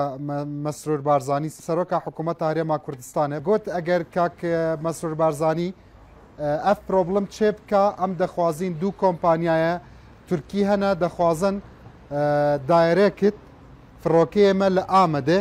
بێنە هەرێما کوردستانە بێنە هەولێرێ ئەف پرۆبلم وەژی دەکارن مەسەلەن ئەف ئاریشە ڕۆڵێن خۆ ببینن ji بۆ چێکردنا ئەف پرۆبلم ئەvە تەسیرێن خۆ چێ ناکا لەسەر هاتنە گەشتیارە هەرێما کوردستانێ و چوونا گەشتیارێ وەژی بۆ هەرێما کوردستانێ یا ڕاستی تشتی دەستی مەدە هەنی هەیە ئەمەوەن دەکارن چێتکن سەر دەخەبتن چییە؟ کێماسیێمە مەسەلا هیچ دۆربەرێ باراوانێ کێماسیێمە هیچ پڕ گەلکەنە مەسەلا پلاژێمە کێمن ئۆتێلێمە کێمن دۆربەری باراوانێ ئەوەنە دی چێ بنە کێماسیە منە بەلێ هەنی کێماسیش هەنە دەستی مەدەنن دەستی دەولەتا دەرە حکوومەتا کوردستانی یا تورکیە مەسەلا ئەگەر برا مەسەلە وانێ تەیارە ڕابە بۆ هەولێرێ ئیشتە گەلە ڕەحات بە توریست هەموو کەس نکارەوەم 5 ساعتە 6 ساعتە نەساخەنە زارۆک هەنە ئایلەنە 5 ساعتەژی بۆ خۆ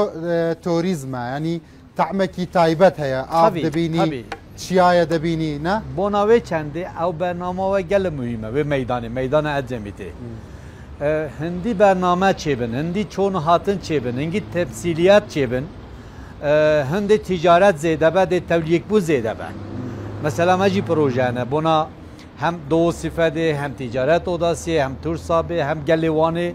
درد ما هم یا یکه فرق ناکه والله داخکی من هي دخوازم بيج مكاكا جودت وتجي وكاكا يونس دمه شاروانيه بريده جهكي تايبت لفر فكرنا لسر كنارا گوليوانه پر جوانا جبو گشتيارا لي نوكا هاتيا اهمال كرن کەس خزمەتە وێ دەرێ ناکە توالێتێ وێ دەرێ gelek pîsa av nîne ji bo destşorîna wan problema jî çê bikin ji bo xelek من دیت gelek geştiyara hatine wê derê ji bo melekirin lê ceh nebû ev tiştekî pir xirapa xelek eger wê derê bibîne carekî dî hez naka bête wanê ne dizanî kê dere dibêjim li ser bele qiraxê wanê çendim em dizanin kêmasiye me jî hene kemasiye gelek e cê gelek ciwan rast e belê qisedan ew ye mamoste İngilîzî dibîne SWOT analiz yani tarafê me yê qewî hene mesela ewa me qarziye hewa xweş e hênik e coğrafyeke cindî ye bahra wanê ye kela wanê ye aqtamar e kofîraz e cêk dîdenî û geriniyê me zaf in ewana tiştê me yê muhîm in em pê wana qewî ne wele tiştê destê me zayîf dikin jî hene mesela mamoste taze got wanê li bo Îranê 295 kilometre sînor heye yek Mars heye ew ji Kapıkuyê rojê 8 saeta wekiriye 4 saeta xizmetê dibîne xuşkûbirayet me li Rojhilatê Kurdistanê berê Urmiye da dêne vir ne tabii têne li sual ew ye muhîm ew ye hemû kes gehe bizane sînorê ela na Üzümliyê ûndê neweye mamoste wê derê re hatin ev sînor bo 24 saet wekirîn ne mesela ew ye we dekarin biçine cem mihafizê xwe biçine cem şehredariyê xwe bêjin ev meselen eger veken 24 saet veken ji bo geştiyara ev dem hatina xelkî ji bo vir çend caran zêde dibe ne wesaya kaka Cewdet kaka Yunus ya duvemî mamoste ew ye mesela Hawûnê ew dere hênik e Kurdistan zor germe hewlêre ona dişawitin zistanê jê re befir heye cindîtîke di heye zistanê wanê dekarin ji bo germa bitişne hewlêrê em dikarin bêne hewlêrê bitişne kelarê bitişne kifriyê Ereb û Kurd û yê hewlêrê û Zaxo û Silêmaniyê ew jî bêne êra befrê û qayak merkeziyê û ser befrê zistanê jî dibî hatin çûna me tewriyek hebe mamosta çi dibêjiye xuşkûbirayet me li Rojhilata Kurdistanê li Merîvanê li Sina li Rojhilat meselen li Kirmaşan te dizanî li wê derê jî hindek ji wan nizanin wan wesa xweş e çi dibêjiye wan li çî eley bi xelkî Kirmaşan bi xuşkûbirakanman li Sina li Merîwan li Mihabat heta bên bo wan çi dibêjiye wan xelkê me li Rojhilatê li Kirmaşan li Sina li Merîwan li Mihabat heta wan jî bêne vir hindek te dizanî fariz gelek dêne vir lê Kurd li wê derê jî kem e wekî Herêma Kurdistanê ne wê dumayê Kurdê Mihabat û Seqiz bû Kan û Banê senendeş zor tê rastî bes hemiya nizanin hemiya nayên mesela rast e dekarî bêjiye wan meselen bînerê me rûda û li wê derê zêde ye çi dibêjiye wan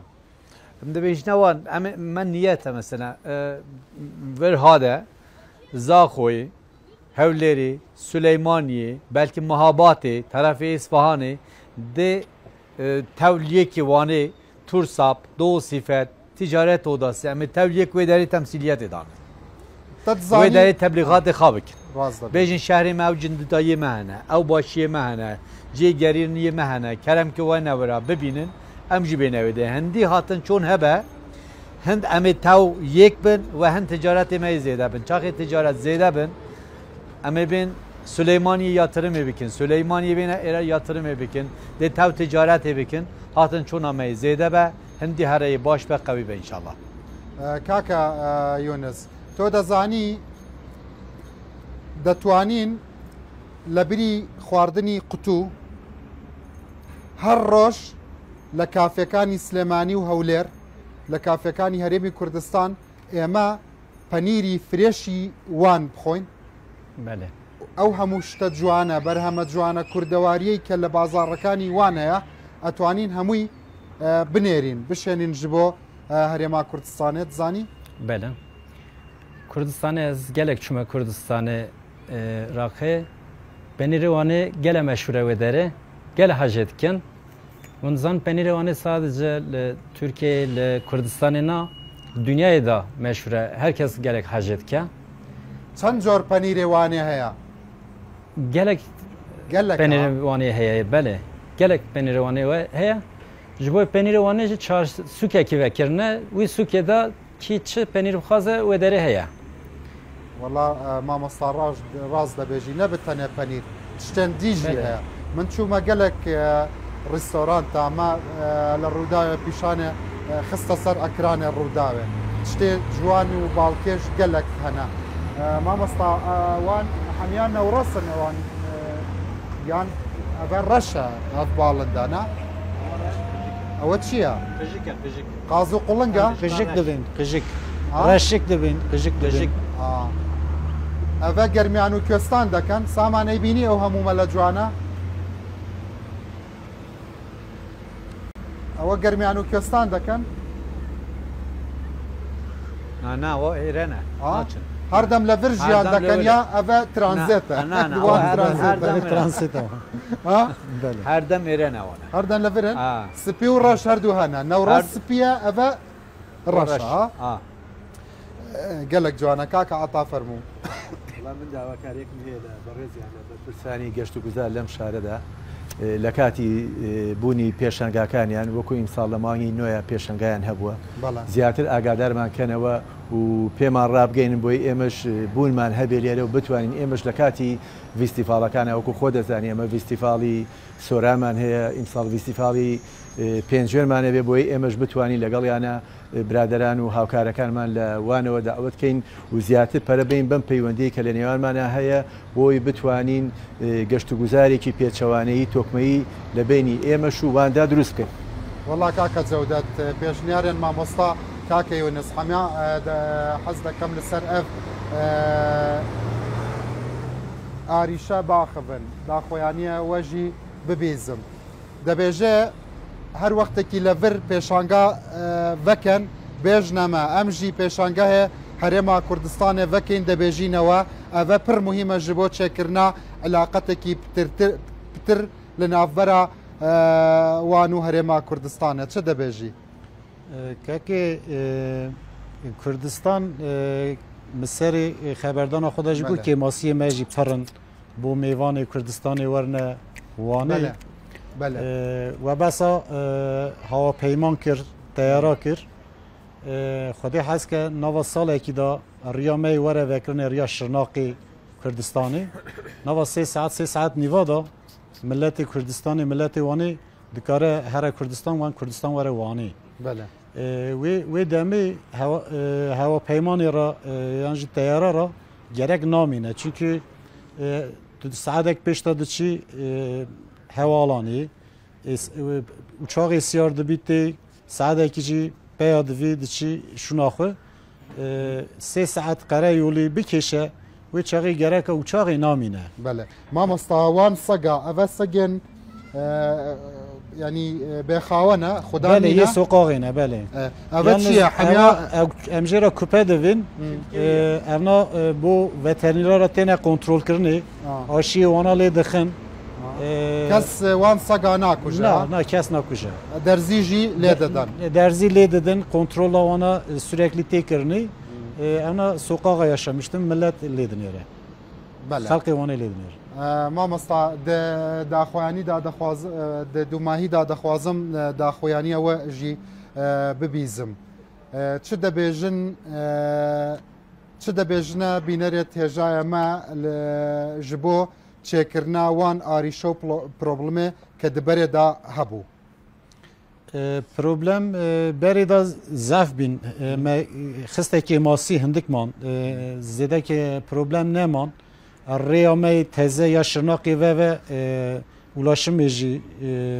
çözülmüş be wan şehreke zef cindî ye wan sed çeşit turizm ürünîya wî heye mesela we besa penîr kir em wan qehwaltîsî divin wan qehwaltîsî dunyê da meşhûr e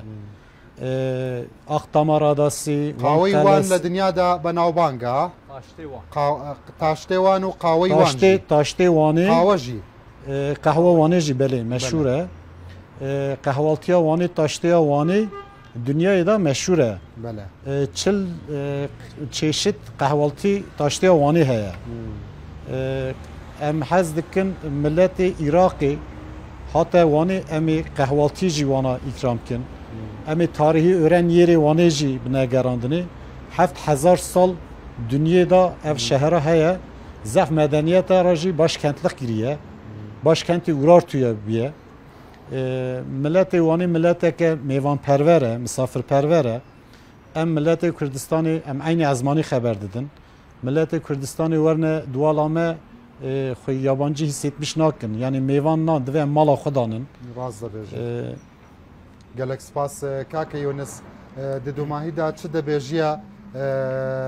bineret xo lever jî dixwazim meselen peyamê we jî ji bo xelkê wane be ji bo xelkê Merdînê be ji bo xelkê hemî cihe be meselen wan jî biçine herêma Kurdistanê dixwazim tiştekî dî jî bêjne xelkê xo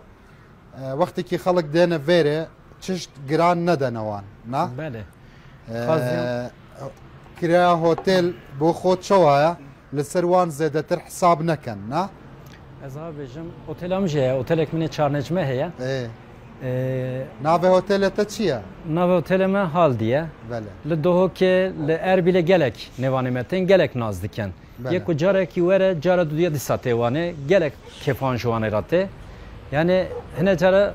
yek tê ku lêdin herî mehek şunda dîsa hat du mehek şunda dîsa hat kêfan gelek ji wanê re tê dibêjim berê em dişune Merdînê dişune İzmirê dişune Antalya'yı wan ji her ciye Türkiye xweştir hem met'amê wanê da zatê wanê gelek xweş e mesela فرق هنا لنافبرا وڵاتên عرب û şarên diyên Tirkiya digel wanê li vir herzantira li xelkê Îranê gelek têne vê derê ji bo çi têne vê derê rast e li $20 heta $60 hotel heye ez vî şeklî bêjim dunyayê da otêle da yani findexet da Golfê yê en erzan wan e met'ama da zatê yê en erzan wan e herzantirîn hotel herzantirîn jûr li wan e wan e yani Türkiye'de ez ê bêjim qîmeta otela yê en kêm wan e kî were perekî kêm dikare bide ji bo gerdişan wanê dikare were wanê rahat were vê derê bigere ji xwe re mesela gola wanê bi sefîna bigere bi trimpela xwe were daha xweş dibe zanî çima em bêjin ji Kurdistanê herêma Kurdistanê hate vê derê rê kêda dikare şehrê dinê jî bibîne Merdînê jî bibîne Batmanê jî bibîne Diyarbekirê jî bibîne heta vê derê were ser mezarî xanî mezin la çiyayê Agirî ciyê gelek tarîxî hene dikare hem ciyê tarîxî bibîne hem jî heta wanê were gelek şehra dikare bibîne were heta wanê li wanê gelek têne vê derê ji bo sağlıkê jî yani sadece ji bo gerdişyanê ne ji bo sağlıkê jî tên li vê derê nexweşxane me gelek xweş hene gelek gelê me Kurdistanê têne vê derê ji bo sağlıkê ji bo ameliyatê ji bo tiştê wisa jî tên yani wanê da çi bixwazin her tişt heye met'amê wanê da zatê me gelek xweşin kî were ji Kurdistanê li vê derê zatê bixwe cara din dibêje zatê wanê gelek xweş bû em dîsa biçin li wê derê zat bixwe inşallah mamosta Muslim çi de bêjiya xelkê me li parêzgehên kurdewarî li vir heta wan jî biçine parêzgehên herêma Kurdistanê fermo çi de bêjiya xelkê me li vir li wan parêzgehê me li vir heta wan jî biçine herêma Kurdistanê rastî dême wan bigerin bigerin werî mutlaka wanê bibînin çünkü xelkê wanê jî hetmen çi dibêjiya xelkê wanê heta wan jî hemiya dibêjin xelka herêma Kurdistanê werin wanê xelkê wanê biçinekê derê her li vir bimênin ya wan jî biçin herêma Kurdistanê mutlaka heta wanê nebînin nebêjin em geriyane ew yek hetmen wanê bibînin bêje bo wan cîkî merkezî ye paytext e ew li berê çiyayê Araratê 190 kilometrê nêzik e ew kratera Nemrûtê dünyayê de meşhûr e serê Cenûbê bara wanê krater çiyayê Nemrût ve kraterê meşhûr e wê derê 140 kilometre ye welê yek tişt heye îro dûnê xweştir e bo turizmê hêvîdarim sibeyîn îro xweştir dibe inşallah بيم حموه مسؤوليات خابين نجي من هذي دكم وجي باشي اف بروجرام روداو بتر كارب كان جبوت شاكرنا اف بيواندي دنافبرا هرم كردستان وتورست ما وحرشنا حميام ما تورست واند قال هرم كردستان سوز ددن اف وان بروبلمات شيب كان چندی سوچی ویا هوی دارم او 5000 نوا کا 5 سالا ده به 500000 و یک تشت مسلک ده هيا کس لگل حرم کردستان او میوان تین از باور ناکیم کسک بیجه وانه قصور چه بیه اگر یک قصور ها بیا اولی یا منه یا محمویانه çünkü irtibatı mehane. Ne betaniyata kal cevdetci. Temsil ye mahmiyane. Temsiliyete mehane. Belem kefilin. Kefilin temsiliyete mehane. Libri az duma haber. Jiyanla vir sağlama, zaroki wan sağlama, pare wan sağlama, her çeşit sağlama. Sağlama. Duma ha peş az şuma Tebrizi li bazarı ciki me xaridî dikir yek jin hat hürmet.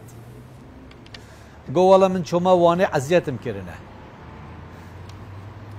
Me karta xadayı. یا باشکان دای یا تجارت اوداسی دای مگو حتما تو تی میوانی مدبی و هات ایره من میوان که و دلوی کری قصور چه دبن ناوده ولی genel olarak Van şehri ki başa mihmandare milleti vani milleti ki açık medeniye haçti xaza ve haç milleti geli xoşi dike her daim her kesi لکردستان هولیری زاخوی دوهوکی سلیمانی مهابادی هر کردی هر کسی ایره مالک هیا حتما مامستا جودت شد بیجیه خلکی وانه حتی وانجی بچن سردانا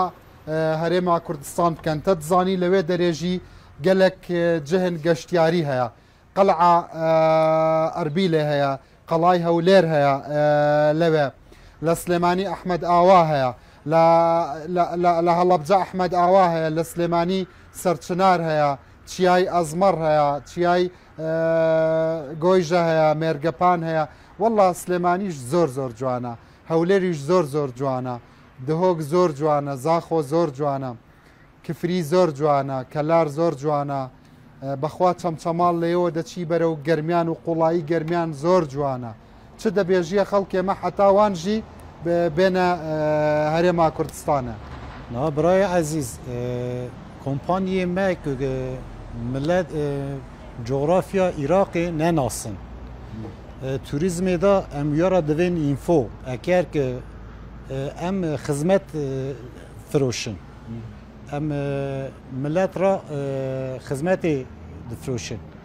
اگر که ملت ما کمپانی ما نچن عراقی او توریسم تهیجا جمارتن وانا نوینن نگرن نکارن فروشن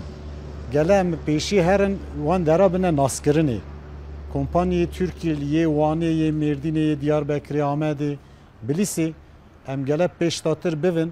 ملت کمپانی عراقی یه کردستانی موان درابرنه گراندنه بنه ناسکرنه که اموارن تخنه سیستمی خود بفروشن. والله راسته بجی دست خوش. بله. وستانی ویری مثلا 2 مترو برفتی. ملت عراقی بفر ضعف آن کردستان ندیتنه. اواجی دستیناسیونه که توریسمیه. ملت کردستانی وستانی بین نورا وستانی ویری 2 متر بفر هوا عراقی هاوینه. گرماییه. بین جالا مرگه. جالا مرگه ملت ویری ببینه ویری. گلم پیشتاتر به هرم بنه ناسکرنه. کمپانی ترکیه یه عراقی وان جبو هم جبو گشتیاریا زمستانه هم جبو هاوینه گلکی گنجیاو بله ویری مثلا قایق مرکزی هم دوین قایق مرکزی هم هیا وستان زف میوانه متین 1,350,000 نفوس هویه 109 دیوی کردن ملت معینی ازمانی خبر دادن صدی نوات ملت ما لفر کردن مليون و 500,000 کس لوانجی لصا نوات بو 95 بله 95 کردن دست خوش لکوتایی دا تو برزت کوتایی به برنامه کم بینو فرمایشتکانه بفرمو بو بینرانی ایمالا هم لیره کاک عطا هم بو خلقی وان چه دبیجی ئەم بۆ خەڵکە هەرێما کوردستانێژی چ دەبێژی؟ من یەکەمینیان دوای خەمخۆری بەڕێستان و ستافەکەتان بۆ کەرتی کەشت و گوزار دەستخۆشیتان لێ دەکەم. دوایەوەی ئیمڕۆ بە پراکتیکال من ناوبازاری وانم بینی و شوێنە جوانەکانی وانم بینی. سێش دوای ئەوەی کە بەرپرسانی گەشت و گوزارم بینی لەم شارەدا ئەوە دەڵێم کە بێژگە لە گەشت و گوزاری تەرفیهی گەشت و گوزاری تەندروستیش لێرە زۆر ئاستێکی باڵای هەیە بە کەمترین نرخەیانە لێرە. داواکارم لێرەوە بتوانین بە هەردوو لە بەرنامە و پاکێجێکی وا جواندا بڕێژین کە هەم سوود و قازانجێکی باشی هەبێ هەم بۆ ئێمەش و هەم بۆ خەڵکی وان بتوانین لە نزیکترین کاتا پاکێجێکی وادا بنین کە هەم گەشتیاران لەوانەوە بتوانن سەردانی ئێمە بکەن لە کوردستانی عێراقە شوێنی ئێمە شوێنێکی ئارام و هێمن و ئاسایشێکی بەرقەرار هەیە هەر لە زاخۆتی تا دەگەیتە کەفریت و دادەگەڕێتەوە کە هەمووی ئاسایش و ئارامیەکی وا هەیە کە فراهەم کراوە کە بتوانین بێن شوێنە جوانەکانی ئێمەش بینین بە هەمان شێوەش بتوانین پاکێجێکی وادا بنین کە لە کوردستانەوە شاری وان بکەینە یەکەم شوێنمان کە لەمەلا بتوانین سەردانی بکەین ئەمە بە هاوکاری هەردوو لامان دەبێت. بەرنامەیە بۆ خەڵکی سلێمانی و هەولێر و دهۆک کارێکەکەی سەردانی دەستەی گەشتیاری زیاتر بکەی کۆمپانیاکان زیاتر بکەی جاری تربیتەوە بۆ ئێرە ڕێگاکانیان بۆ ئاسان بکەن. بەڵێ ئەوە ڕێکەوتوین لەسەری کە بتوانین بە هەردوو لە ئەم هاوکاری بکەین چکە خۆ دەزانی هەموو ئیشێک بە هەردوو لا دەکرێت ئەوەی بە ئێمە بکرێت ئێمە هەنگاوی خۆمان دەنین نەتیجەش لەلای ئەوانە بێ هاوکارمان من دەستخۆش زۆر سپاس کاک جەودەت کاک یونس کاک عەتا کاک مسلیم زۆر سپاس کە لەگەڵم بوون. بینەرە بەڕێز و خۆشەویستەکان بەڕاستی پڕ بەدڵ حەزەکەم ئەو قسانەی کە ئەوان کردیان لەسەر ئەم بەرنامەی ڕوودا و کە ئینشەڵڵا کاراسانی بۆ ئەوەکەن ئینشەڵڵا بە زووترین کات ئەهێنەدی بە زووترین کات ئەوەی کە ئێستا ئێمە بەهرەمەند بووین خوا لەو تەمەنەی پێیداین توانیمان چێژ ببینین لە وان و مێردین و ئامەد شوێنە جوانەکانی ئێرە ببینین ئینشەڵڵا بە زووترین کات ئەو کار ئاسانیە دروستە بێ ئێوەش بێنە ئێرە و بچنە ناوچەکانی تر و بە دڵی خۆتان گەشت بکەن لە ڕێگەی ڕووداوەوە دڵخۆشم کە ئەم دیمەنانەتان زیاتر بینی. کاتێکی خۆش بینەرانی بەڕێز دووبارە زۆر سپاس بۆ هەموو لایەکتان بەخێر هەبێت.